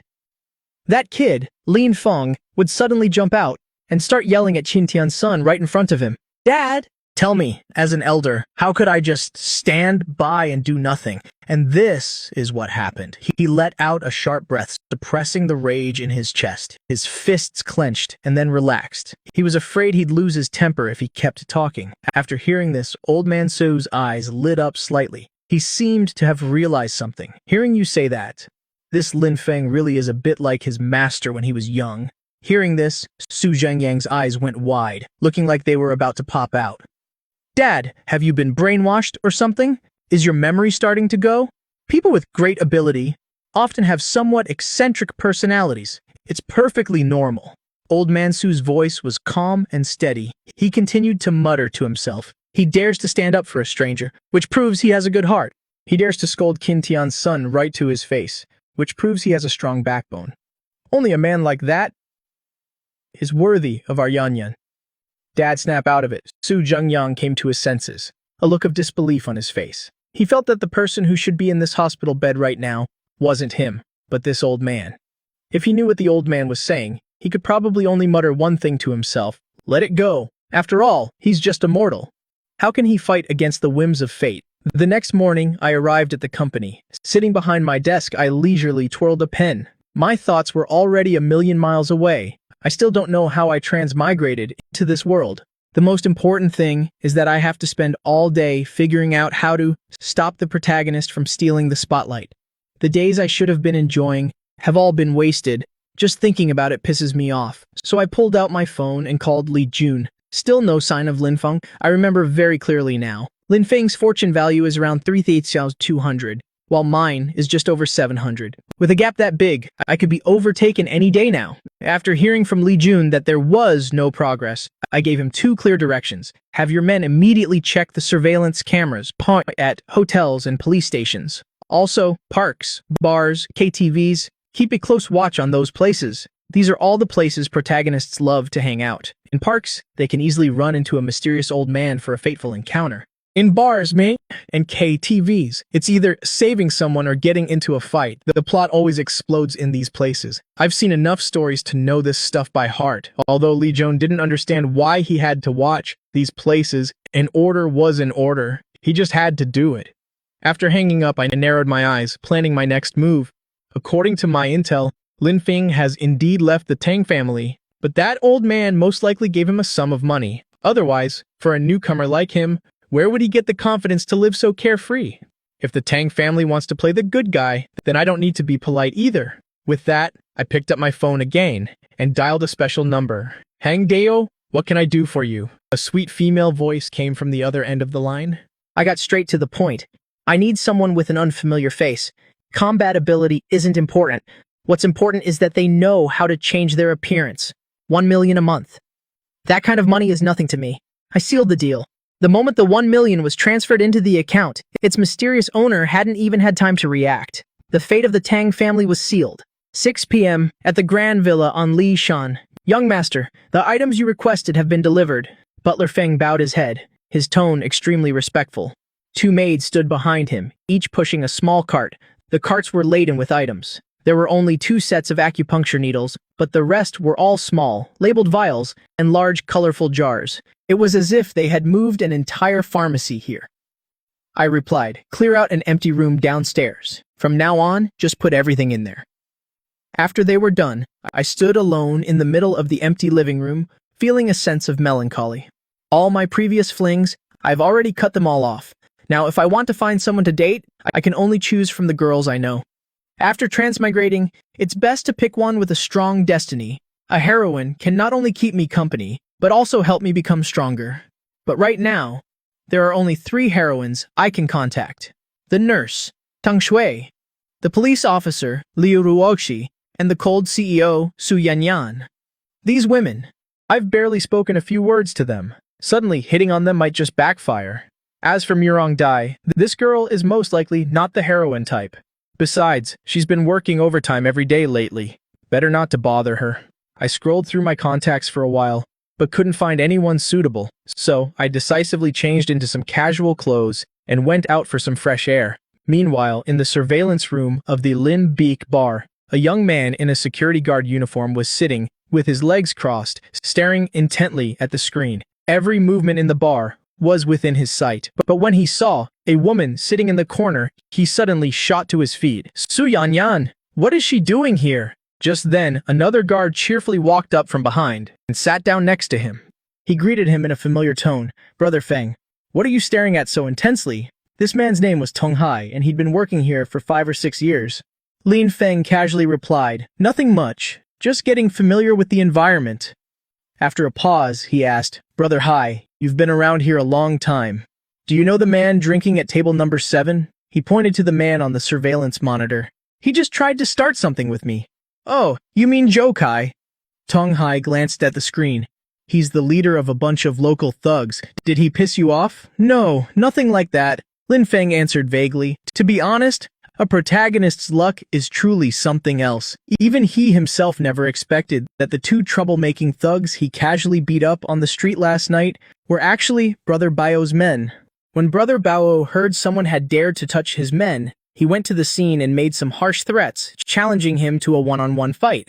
As a result, an old injury of Brother Bao's acted up, and he was even limping a little. Lin Feng took one look and immediately saw the problem. With just a few moves, he healed the man. Brother Bao was stunned on the spot, as if he had met a divine being. He immediately arranged a position for him, captain of the security team.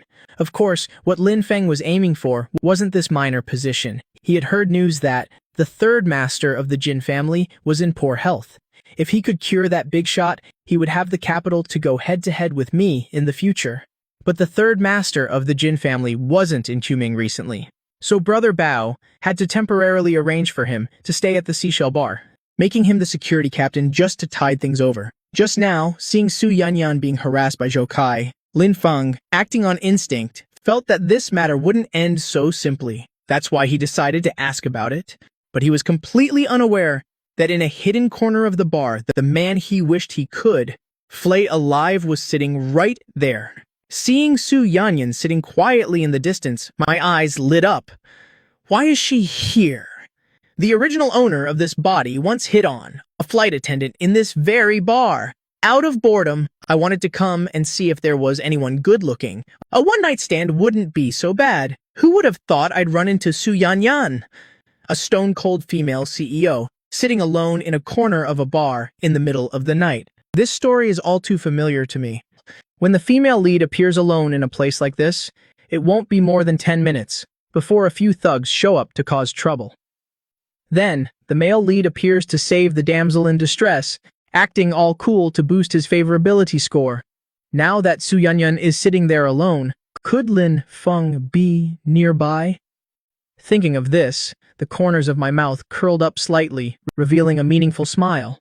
And the outcome was exactly as I predicted. After waiting for 2.5 minutes, a few shady-looking men approached her. At the same time, I noticed the wine glass in Su Yanyan's hand was shaking violently. She had clearly had too much to drink. Seeing this, I knew my chance had come. Over at Su Yanyan's table, a big, dark-skinned man was grinning, staring at the woman in front of him. "Hey, beautiful, do us a favor, and have a drink with me and my boys. Get lost." Although Su Yanyan's head was heavy, her temper hadn't changed a bit. The big guy wasn't angry at all. In fact, he just laughed. "I like your style." With that, he winked at his buddy next to him. The blonde guy standing beside him immediately got the hint. He brought a cocktail over and placed it in front of Su Yanyan. "Listen up, beautiful. I'm Wang Wu, the boss of this area. Who around here doesn't know the great name of Wang Wu? I've got my eye on you. I'll give you 2 choices. 1, come with me. Or 2, drink this glass." Before Wang Wu could even finish, Su Yanyan picked up the glass, downed it in one go, and slammed it back on the table. She uttered a single word again. "Get lost." Her demeanor left even Wang Wu stunned. "Ha ha ha, I didn't expect you to be so straightforward." Wang Wu changed his tone, but I only got halfway through what I was saying earlier. What I actually wanted to say is, "Once you finish this glass, you're mine." With a lecherous grin, he leaned in closer. "Since you're being so straightforward, why don't you come with me right now? I promise I'll be gentle with you later." Saying that, his hand reached for Su Yanran's shoulder. Seeing this, Su Yanran snapped back to reality for a moment. Realizing she had run into a scumbag, she tried to stand up, but the alcohol had already taken over her body. Just as she managed to push herself up, her vision went dark, and she slumped heavily back into the chair, watching that hand get closer and closer. While her body refused to move, her heart turned cold. It's over. Just as that hand was less than 4 inches away from her, it suddenly froze. Immediately after, a cold, indifferent voice rang out. "Trash like you isn't worthy of touching her. Motherfucker, where the hell did you pop out from? You dare get in my way?" Cursing, Wang Wu swung his fist, ready to strike. But before he could even finish his sentence, his wrist was suddenly clamped down like it was caught in an iron vise. His entire body froze on the spot. It felt as if his meridians were being crushed. The piercing pain almost made him jump out of his skin. I stared coldly at Wang Wu, an enigmatic smile playing on my lips. "If you don't want your bloodline to end right here, you'd better get the hell out of my sight." With that, Wang Wu finally managed to yank his hand back. "You got lucky this time, the girl is yours for today. Don't let me catch you again." Without looking back, he turned and bolted. Su Yanran sat there in a daze for a moment before finally reacting. Her voice trembled. Uncle Kane, what is this girl doing here in the middle of the night? And getting this drunk, no less?" I looked at her, my tone carrying a hint of reproach and a bit of helplessness. The scene playing out right now, even Su Yanran herself found it absurd. Logically speaking, normally, she wasn't the type to lose control of herself. Who knows why she ended up like this today? Whatever she was thinking right now, I didn't care to find out. Because the system's voice had just chimed in my head again. "System, congratulations.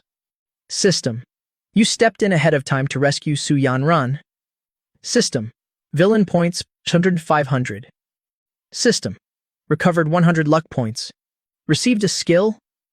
Not bad.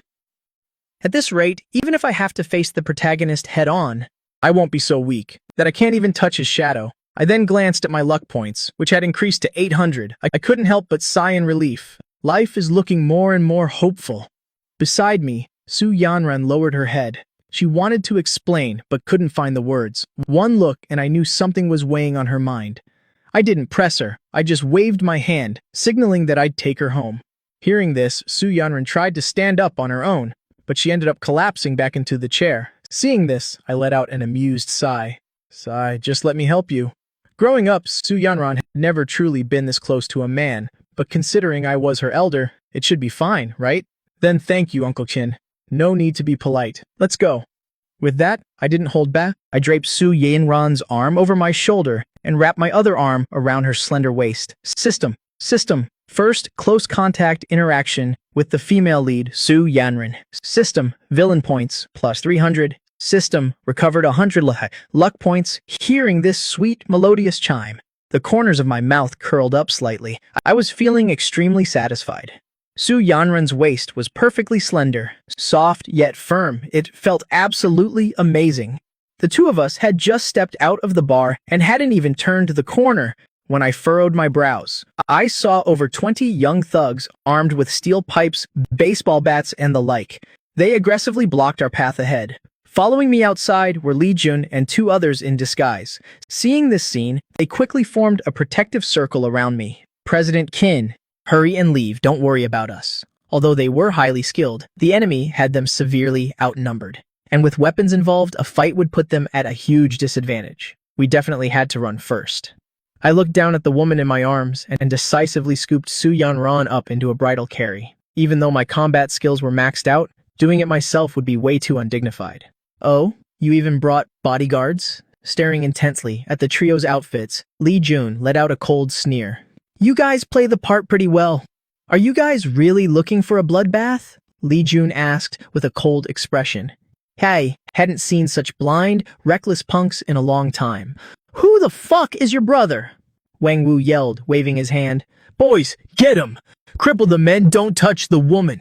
With that, the thugs roared and charged forward, swinging their weapons. Li Jun and his two men reacted with lightning speed. Clack! Their telescopic batons snapped open. One covered the rear, one provided support, while Li Jun personally cleared the path to cover my retreat. Seeing me carrying someone and about to break through, Wang Wu immediately grew anxious. Send a few guys to deal with the bastard holding the chick. Don't let him get away. A few thugs who were surrounding the two bodyguards immediately broke off. 5 of them turned and lunged straight at me. Li Jun's heart skipped a beat. Thump. These pieces of trash actually knew to target the VIP. He suddenly dashed forward, knocking back an opponent, intending to turn around and save me. But just as he threw a kick from the side, 2 more thugs rushed in to fill the gap. Left with no choice, he could only strain his neck and scream, "Watch out!" Unexpectedly, in the very next second, a loud thud rang out. One of the thugs swinging a steel pipe was sent flying backward. What the fuck? Before anyone could even process what happened, another explosive bang echoed. Another thug who had charged forward was also sent flying sideways. The form was so perfect, it looked like a scene straight out of an action movie. The entire scene instantly fell dead silent. Taking advantage of the pause, Li Jun glanced back. His mind went completely blank. He saw his supposedly frail and weak President Qin currently holding a beauty in both arms while slowly retracting one of his legs. It was obvious that President Qin was the one who had just kicked those 2 guys away. Being blocked by these scumbags, I was already fuming with anger. Su Yanran had fallen into a deep stupor, her entire body limp as she leaned against my chest. Moving around like this was incredibly exhausting. You punks have really done it now. Aren't you just forcing me to get ruthless? At this moment, I spotted an old flame standing in the distance. Beside her was the silhouette of Tang Shui, and a few other girls. Seeing this, I raised my head and shouted, Q Xiaoman, stop looking around and get over here. Give me a hand and watch over her, Q Xiao. Xiaoman had been sulking lately because I blocked her number. But for someone who had given her a $1 million breakup fee, like me, she was still obedient enough to listen. So, she hurriedly pulled Tang Sui along and ran over. Sorry about this. Just lie here for a bit. Without waiting for them to reach us, I quickly and gently laid Su Yanran down on the ground. I rolled my shoulders, loosened up my limbs, and then charged straight into the crowd. Immediately after, agonizing screams began to ring out. Qiu, Xiaoman, and Tang Shui had just helped Su Yanran up when they instantly froze. So badass. He's seriously too cool. Shock, admiration? Their hearts raced wildly, a chaotic jumble of emotions swirling inside them. What girl wouldn't like a man who could not only make money, but also protect her? At this moment, I was the absolute epitome of that ideal. Left hand blocking, knee strike, elbow smash, spinning kick. The entire sequence of movements flowed so smoothly, as if I had practiced it 100 times before, without a single moment of hesitation. It was already past 11 p.m., right when the bar was packed with people. Seeing this epic spectacle unfold, everyone rushed outside to watch with great excitement. Only Lin Feng stood in the corner, his expression shifting constantly. What the hell is going on? Since when could Qintian fight this well? A dignified billionaire who not only knows medicine, but also knows how to fight like his life depends on it. Why does this sound like another version of myself? Brother Feng, are we gonna make a move or not? Dong Hai stomped his foot anxiously. It's total chaos out there if we don't step in, and Brother Bill blames us later. Who's going to take the fall for this? Lin Feng slowly let out a breath. Fine, you guys go handle it. I'm staying here. Hearing Lin Feng agree, Dong Hai immediately called a few of his brothers and rushed outside. The brawl outside the bar was already coming to an end. Watching his underlings get taken down one by one, Wang Wu didn't say a word, turning around to slip away. Trying to leave? My eyes turned icy. I casually picked up a small stone from the ground and hurled it straight at him. The stone seemed to have eyes of its own. It flew straight into Wang Wu's ankle. Wang Wu slipped, his entire body crashing face first into the dirt. Old Lai, drag him back here for me. My voice wasn't loud, but it radiated a chilling aura. Hearing the order, Old Li grabbed Wang Wu by the collar with one hand and dragged him roughly right in front of me. I raised my foot and kicked him in the back of the knee. Wang Wu, already dizzy from being hit by the stone, was forced to his knees instantly by the kick. Motherfucker, you dare touch me! I'm Master Hugh's man. Hearing that, I planted a kick squarely in his face. Who the hell is Master Hu? I sneered. Go tell your master house to find out exactly who I am. He has 3 days to come to my door and apologize in person. Otherwise, your entire gang will cease to exist. Of course, if you can't even figure out who I am, then it's even easier to handle. You won't even have the right to exist. Did you understand every single word I just said? My words were ground out through gritted teeth. Understood. I understand, Wang Wu replied, his mouth full of blood. Inwardly, he was grinding his teeth in hatred. Make Master Hu apologize to you? Who the hell do you think you are? But being at a disadvantage, he had no choice but to bow his head. He could only swallow his pride for now and settle the score later. But how could I let him off that easily? To deliver a message, you only need a mouth. Old Lai! Cripple his limbs. Oh, what? Wang Wu suddenly snapped his head up. His eyes widened so much they looked like they were about to pop out. Dealing with this kind of street trash, Old Li didn't hesitate for a second. With a sickening crack, Wang Wu's agonizing scream, like a pig being slaughtered, echoed across the entire street. Just as we finished dealing with him, the bar's security guards finally came rushing out in a panic. I didn't even bother paying attention to those useless fools. I turned to look at Li Jun and the other two. How are you guys? Are you all right? We're fine, the two bodyguards replied, suppressing their pain. Their clothes were covered in dirt and dust, and stained with blood. You took 2 knife wounds, and you're telling me you're fine? Then, I turned my head and said, Old Li, give them 100,000 each, go to the hospital and get treated properly. If it's not enough, come find me. Hearing this, Li Jun was a bit surprised. Why did it feel like the boss had turned into a completely different person? In the past, if something like this happened, wouldn't he have immediately cursed them out for being useless? Since when did he start caring about his subordinates like this? But he didn't dwell on it too much. Regardless, he liked the current boss much better. I didn't pay attention to their thoughts. I continued speaking to Li Jun. You take them to the hospital. I'll take Miss Su home first. Li Jun was about to say, Boss, you can't go without protection. But when he saw the thugs groaning on the ground, he swallowed the words right back down. So, he decisively turned around and headed to the parking lot to get the car and take the 2 bodyguards to the hospital. Meanwhile, I quickly walked over to Su Yanran. Her forehead was burning hot. As soon as Qiu Xiaoman saw me, she hurriedly said. I frowned slightly, then reached out to feel her forehead. She really was running a high fever. At this moment, Tang Sui blushed and said, I checked her pulse. It seems like she's been drugged with an aphrodisiac.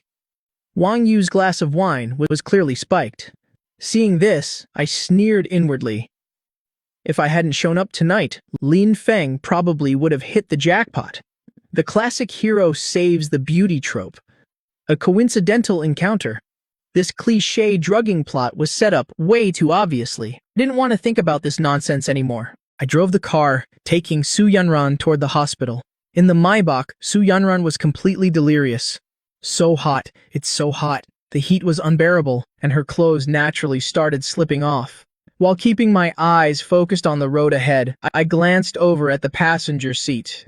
To be completely honest, the sight before me, for any normal man, would be like a bomb going off in his head. If it were anyone else, they would have lost control a long time ago. For me, this was also an opportunity served right on a silver platter, but the system had made it clear from the start. Normal women were mine to do with as I pleased. But these female leads were different. Their fates were tied to the male protagonist. I couldn't afford to have any dirty thoughts. If I wanted to touch them, two conditions had to be met. First, the other party had to be completely sober. Second, there could be no coercion. Otherwise, I'd be in massive trouble. Right now, Su Yanran had drunk the spiked wine. She was at her most vulnerable. But what happens after? I'm not the protagonist. I don't have that magical plot armor that makes girls fall madly in love with me. What if Su Yanran wakes up tomorrow, realizes she's been taken advantage of, and then, influenced by the protagonist's aura, turns around and bites me back, suing me for assault? Wouldn't I be permanently cemented as the villainous cannon fodder? Cannon fodder, the kind that gets trampled by the protagonist and can never make a comeback? Thinking of this, I sighed. My tone carried a hint of regret. Although it's a damn shame, I guess I'll have to play the good guy for once today. As soon as the words left my mouth, I slammed on the gas and sped straight toward my villa. If you're drugged, you have to do it or you'll die. Total bullshit. In reality, there's no such demonic nonsense. This kind of drug definitely makes a person uncomfortable, but as long as you endure it, the effects will wear off on their own after a few hours. At worst, you just suffer a bit. Very quickly, we arrived at the villa. I carried the limp Su Yanran out of the car. She clung to me tightly, refusing to let go. Her mouth kept rubbing against my face, and she kept biting at my neck. I couldn't escape even if I tried. I had no choice but to grit my teeth and carry her into the bathroom. I turned the cold water on full blast and tossed her straight into the bathtub. As the freezing water poured over her head, Su Yanran's entire body shivered. Her mind finally regained a fraction of clarity. Right now, her memories were incredibly fragmented. She only vaguely remembered running into some thugs, almost getting into trouble, and Uncle Chin saving her. Suddenly, a flash of imagery crossed her mind, and Su Yanran jolted awake. She frantically looked around. The room was large and bright, decorated in a European style. The ceiling was adorned with gold leaf and painted frescoes. One look and you could tell it wasn't cheap, but she had never seen this place before. She looked down at herself. She was wearing a thick bathrobe, wrapped tightly without exposing anything. Except this wasn't her house.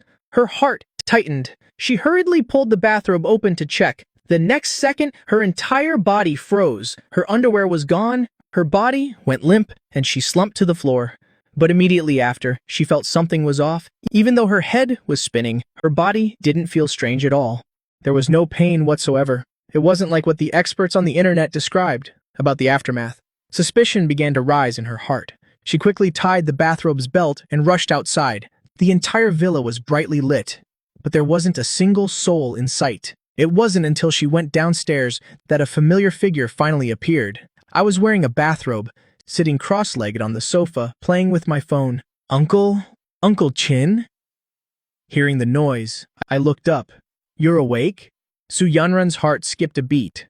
Why am I here? Do you remember what happened earlier? I put my phone down and pointed to the sofa next to me. Su Yanran obediently followed my gesture. After sitting down, she nodded slightly, then shook her head. She still had some impression of the first half of the night. But afterward, my mind felt like it was covered in a fog. I couldn't figure it out no matter how hard I tried. It feels like I held someone tightly, Kintian. The moment that thought flashed through her mind, her face turned bright red. Could it be that Uncle Chin and I really did something? At this thought, Su Yuran quickly shook her head. She didn't dare to think any further.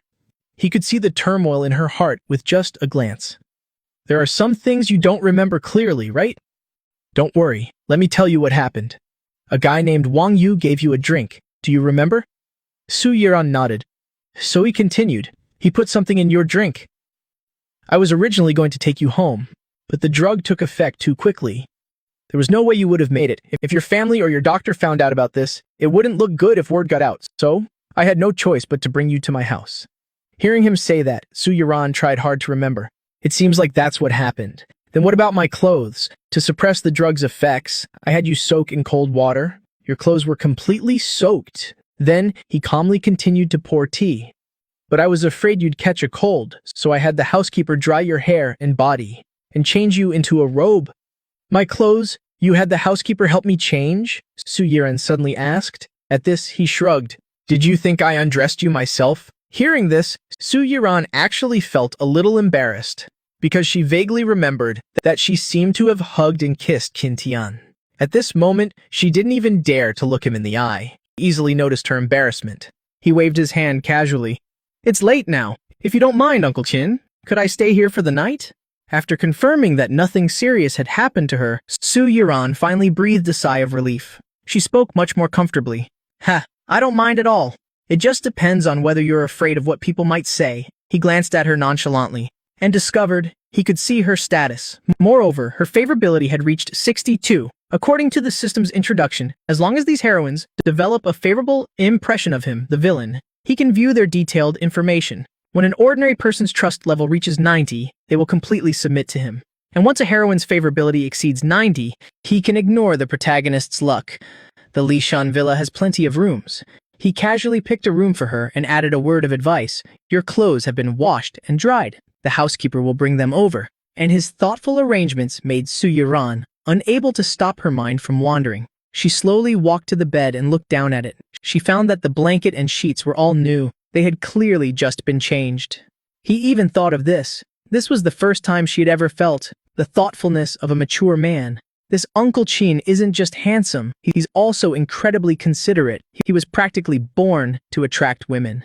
As she was lost in thought, that image suddenly reappeared in her mind. His chiseled face, strong physique, his powerful arms, and that reassuring masculine scent. It all kept replaying in her mind. Could this be what it feels like to like someone? Su Yiran shook her head hard. How could I like him? No way! I'm only 4 years older than his son, but he's so handsome and gentle and reliable. I'd feel so safe with him. But he's from my father's generation. I can't think like this. That's it. The angel and devil on her shoulders began to fight. After arguing for a while, sleepiness took over. It was unclear if it was the lingering effects of the alcohol or the profound impression he had left on her that night. The next morning, she woke up. Her bathrobe felt a little damp. She quickly grabbed it and ran into the bathroom. Early in the morning, I saw the bathrobe hanging outside. With a puzzled look, there are clearly housekeepers in the house. What on earth is this girl doing? And she even gave me 200 villain points first thing in the morning. What did she do? Unable to figure it out, I shook my head and left. Meanwhile, in a private room at the Blue Shell bar, Brother Hong had just finished a game of billiards. He stared intently at the screen, slapping himself when he realized the person on the screen was the young miss of the Su family. He wished he could stuff the underling who caused the trouble back into his mother's womb. This time, he had offended both the Qin and Su families at once. The bald man was so worried, he kept rubbing his gold chain.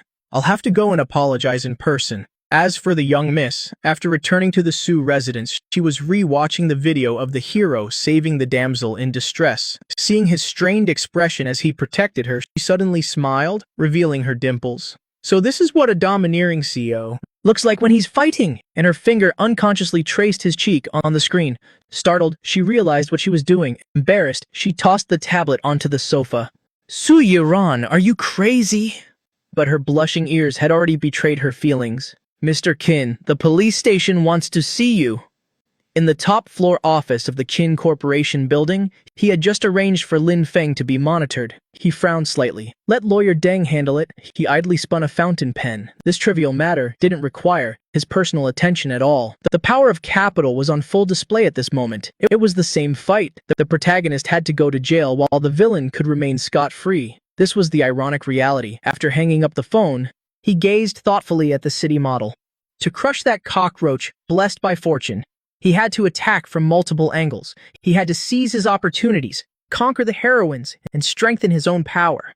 What exactly is the limit of coercion? The fountain pen in his hand spun rapidly on his fingertips, creating an afterimage. As long as you don't use physical force, business tactics can be used freely. The mechanical voice gave a vague answer.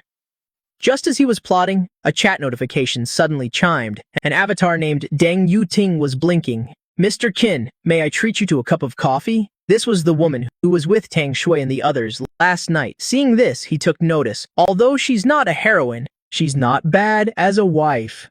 2 o'clock celebrity coffee. His brief reply sent the front desk of the sales department on the other end into an uproar.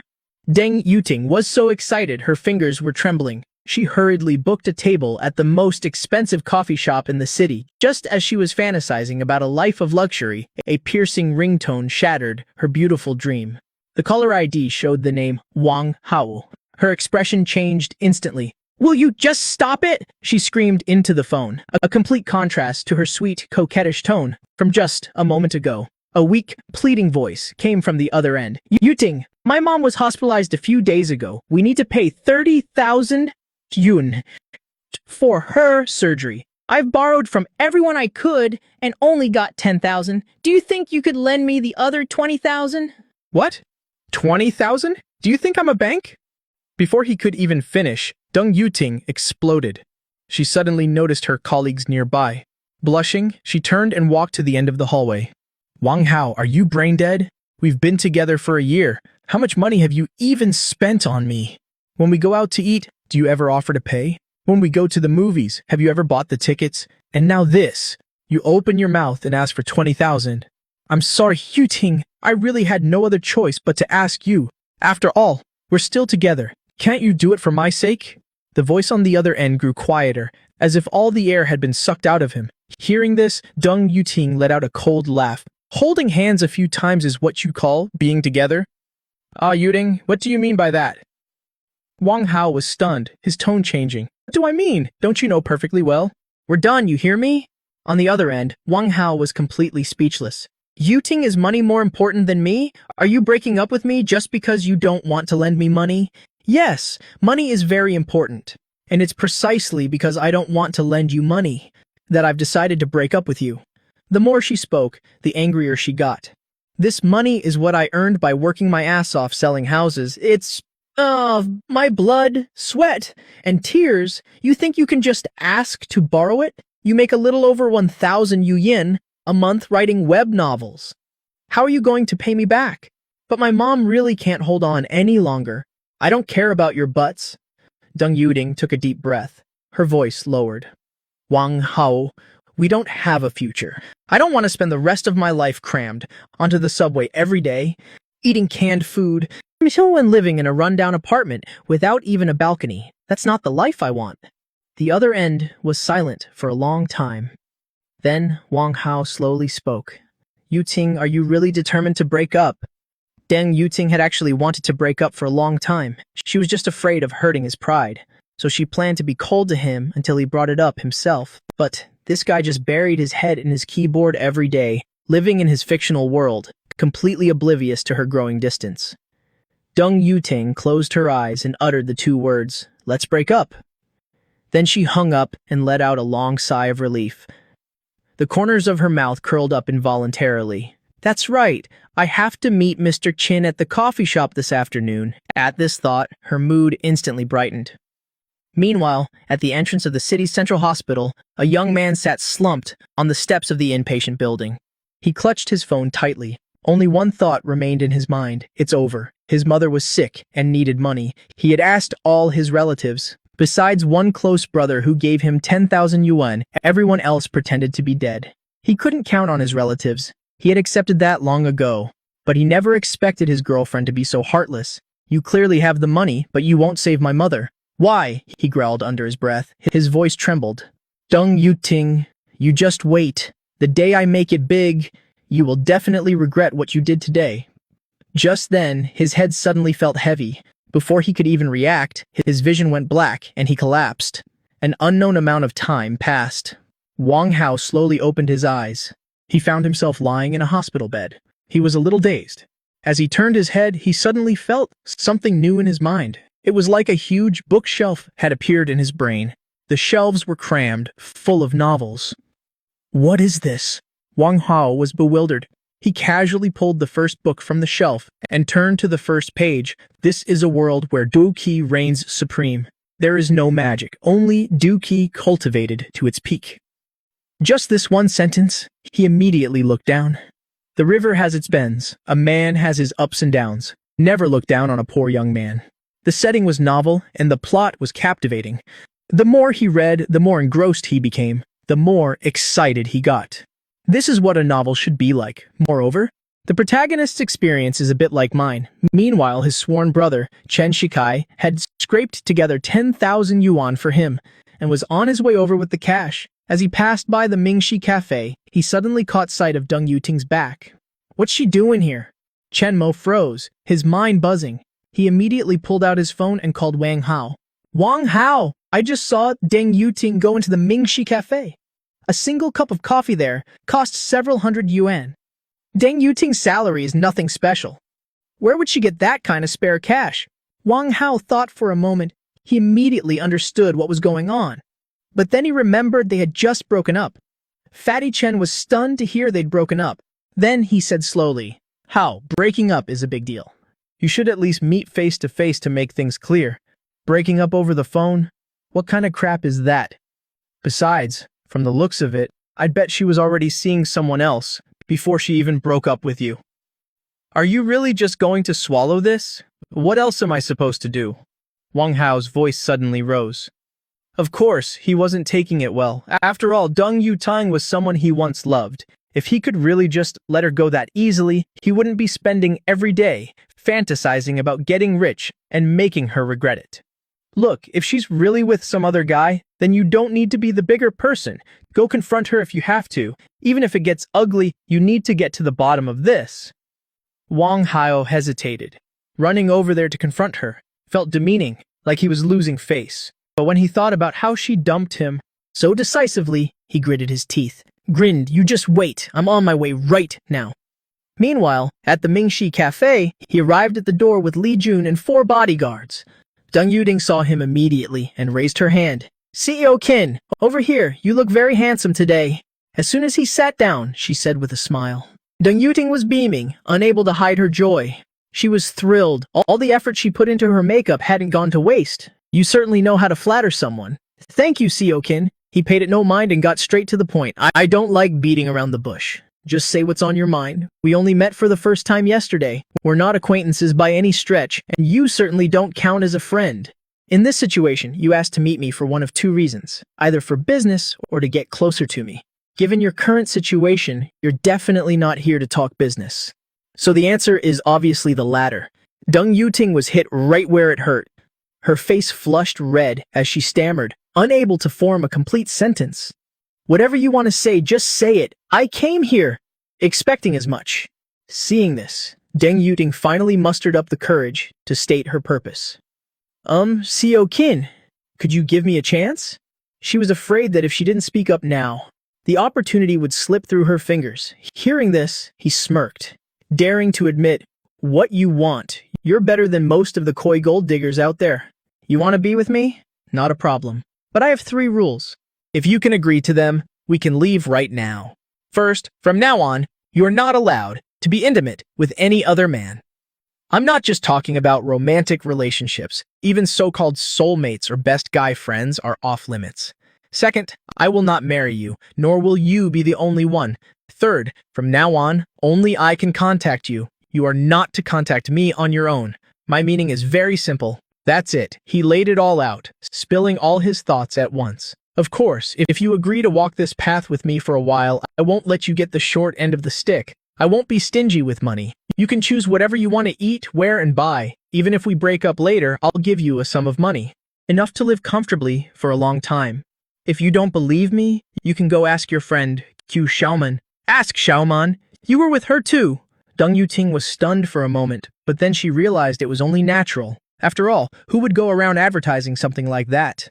You have 2 minutes to think about it. After 2 minutes, I want a definite answer from you. Will you look down on me? Deng Yuting bit her lip, not answering directly. In her heart, she knew how she must look right now, cheap and shameless in the eyes of others. But his answer surprised her. No, people live to make themselves comfortable. There's nothing wrong with that. The gossip from outsiders is nothing more than the whining of those who don't know their own place. You're different, you're beautiful, and have a great figure. You have the assets to choose a better life. Why would I look down on you? Deng Yuting almost thought she'd misheard. It was the first time someone had spoken about being someone's mistress so casually, as if it wasn't cheap or shameful at all. Do you think I need to sweet-talk you to get what I want? He glanced at her, his tone slightly mocking. Flattering women is a game for idle men. I, Qintian, have never engaged in such pointless activities. About 20 minutes later, he stood up, paid the bill, and prepared to leave. As soon as they were out the door, Deng Yuting quietly took his arm, because she truly couldn't think of a single reason to refuse. Tio Keen, where are we going next? Hearing this, he smirked. First, we're going clothes shopping. The outfit you're wearing is nice, but if you want to stand by my side, nice isn't enough. As he said this, Deng Yuting's heart skipped a beat. So this is what it feels like to be with a tycoon. He just says the word and swipes his card. No wonder so many girls would rather be a mistress than spend their lives with a poor guy. She remembered how Wang Hao would treat her to a bowl of hot and sour noodles, and he'd have to pick a street stall that cost less than 10 yuan. A pang of bitterness shot through Deng Yuting's heart. Just then, a sudden shout pulled her back to reality. Immediately after, 2 figures rushed out from around the corner. Before they could even get close, they were blocked by the 2 bodyguards in black at his side. Deng Yuting looked closer. Wang Hao, what are you doing here? You're asking me what I'm doing here? Deng Yuting, I really misjudged you. Wang Hao glared fiercely at him. His words were sharp and biting. Beside him, Fatty Chen stared at the luxury car he had just stepped out of, his eyes wide with shock. You just broke up with me this morning, and this afternoon you're already with someone else. You're a real innocent girl, aren't you? Deng Yuting was so angry she wanted to argue back, but she suppressed her emotions. She wanted to explain the situation to him first. But before she could speak, he raised a hand to stop her. You have 5 minutes. After saying that, he didn't spare them another glance. Escorted by his bodyguards, he got into the luxury car. Wang Hao and Fatty Chen were completely taken aback by his reaction. They had come here to vent their anger, wanting to expose Deng Yuting right in front of him, to humiliate her. But in the end, he didn't even bother to respond. He didn't even bat an eye. Wang Hao, shouldn't you be taking care of your mother? What are you doing running over here meddling in things? Seeing that he was already in the car, Deng Yuting seized the opportunity to speak. The moment Wang Hao heard this, his anger flared. Deng Yuting, if you started seeing someone else after we broke up, I'd have nothing to say. But what is this? We haven't even officially broken up, and you're already hooking up with a new guy. You think that's something to be proud of, don't you? You weren't like this before. A hint of disappointment crept into Wang Hao's voice. His tone softened slightly. You know how it is. Those rich guys are never short on women. He might be treating you well now, but who knows? One day he'll get tired of you and kick you to the curb. What are you so proud of? Even if I do get kicked to the curb, it's still better than wasting my time with you. Deng Yuting finally couldn't hold it in any longer. She cut Wang Hao off bluntly. Can you stop kidding yourself? Seo Qin is handsome and rich. What's wrong with being with him? Even if he doesn't want me anymore later on, I'm doing this willingly. It's better than spending my whole life with you, where I can't even get a decent meal. Fine, I'll transfer it to you right now. After saying that, he pulled out his phone. With a swipe of his finger, 20,000 yuan was instantly transferred to Wang Hao's account. Then, he showed the successful transfer screen to Wang Hao. This is a breakup fee. It's from me to you. He enunciated every word clearly, pointing from himself to Wang Hao. He was paying Wang Hao to get dumped. From now on, we have nothing to do with each other. That's it. After saying that, she didn't look back. She walked straight towards his supercar. But just then, the system in his head suddenly dinged. System, successfully stole the protagonist's ex-girlfriend. System, the direction of the plot has begun to change. System, received 300 villain points. System, villain points have met the standard to upgrade a skill. System, upgrade now, not right now. He had originally only wanted to take Deng Yuting to solve his troubles with Tang Shui. He never expected to stumble upon another prize so easily. That Wang Hao was clearly Deng Yuting's ex-boyfriend. I could tell that much at a glance. But the system said he had stolen the protagonist's ex-girlfriend. That means Wang Hao is the protagonist of this story. So right now, I'm just a rich second generation who gets trampled by the protagonist. System, scan the script for me. Seeing Deng Yuting walking towards him, I quickly locked onto Wang Hao with the corner of my eye. System, scan complete. System, name, Wang Hao, fortune, 72. The target's luck is currently on the rise. System, current value cannot be accurately measured. I saw that 72 fortune points, and almost thought my eyes were playing tricks on me. But when the small text below appeared, I immediately understood. This guy most likely just bonded with the protagonist's system. His destiny hasn't fully awakened yet, so he hasn't started his counterattack to turn the tables. The key thing is, this world has more than one protagonist. I let out a soft touch in my mind. Although I didn't get many villain points this time, at least I got a new lead. I'm sorry to have kept you waiting, Xiao-kin. I glanced at Wang Hao, who was still standing there stunned, but I couldn't be bothered with him anymore. I directly told Li Jun to drive away. Was that guy standing there your boyfriend? Oh, Xiao-kin, we just had a few meals together before. Watched a movie. Maybe held hands at most. That's it, Deng Yuting explained profusely. He chuckled softly. Don't panic. I was just asking. Even if there really was something between you two, I wouldn't mind. Let's go pick out some clothes first. Deng Yuting nodded hastily.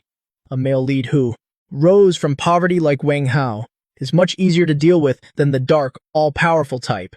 So you're nowhere near Xiaoman's level. Have you talked to Qin Song yet? While he had his eyes closed to rest, Deng Yuting secretly sent a text to her best friend. How did you know about this? Qiu Xiaoman was startled. Don't worry about how I know. I just want to know how much breakup money you got. Fine, but you absolutely cannot tell anyone. If you dare blab about this, we're done being friends. I swear I won't tell a third soul. 1 million. Besides giving me a bunch of stuff when we broke up, he also threw 1 million at me.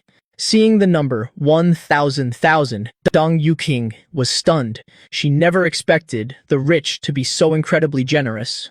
With her current salary, she'd have to work for almost 15 years without eating or drinking. Seeing this number, she felt completely reassured. After chatting a bit more with Qiu Xiaoman, she quickly put her phone away.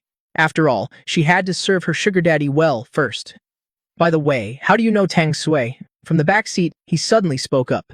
Deng Yuting hurriedly replied, her colleague and I are from the same hometown. We hung out a few times, so we got to know each other. So what do you do now? And what's your relationship with Qiu Xiaoman? I'm a street vendor in the city, just running a small business. As for Xiaoman, we were college classmates. We've always been really close. Deng Yuting answered very frankly. He gave a slight nod. He didn't ask anything else, because logically speaking, when the protagonist rises to power, the ex-girlfriend inevitably becomes a stepping stone. This also meant that this pawn, Deng Yuting, wouldn't just be useful against Lin Feng, but could also conveniently drag male lead number 2 down into the abyss with him.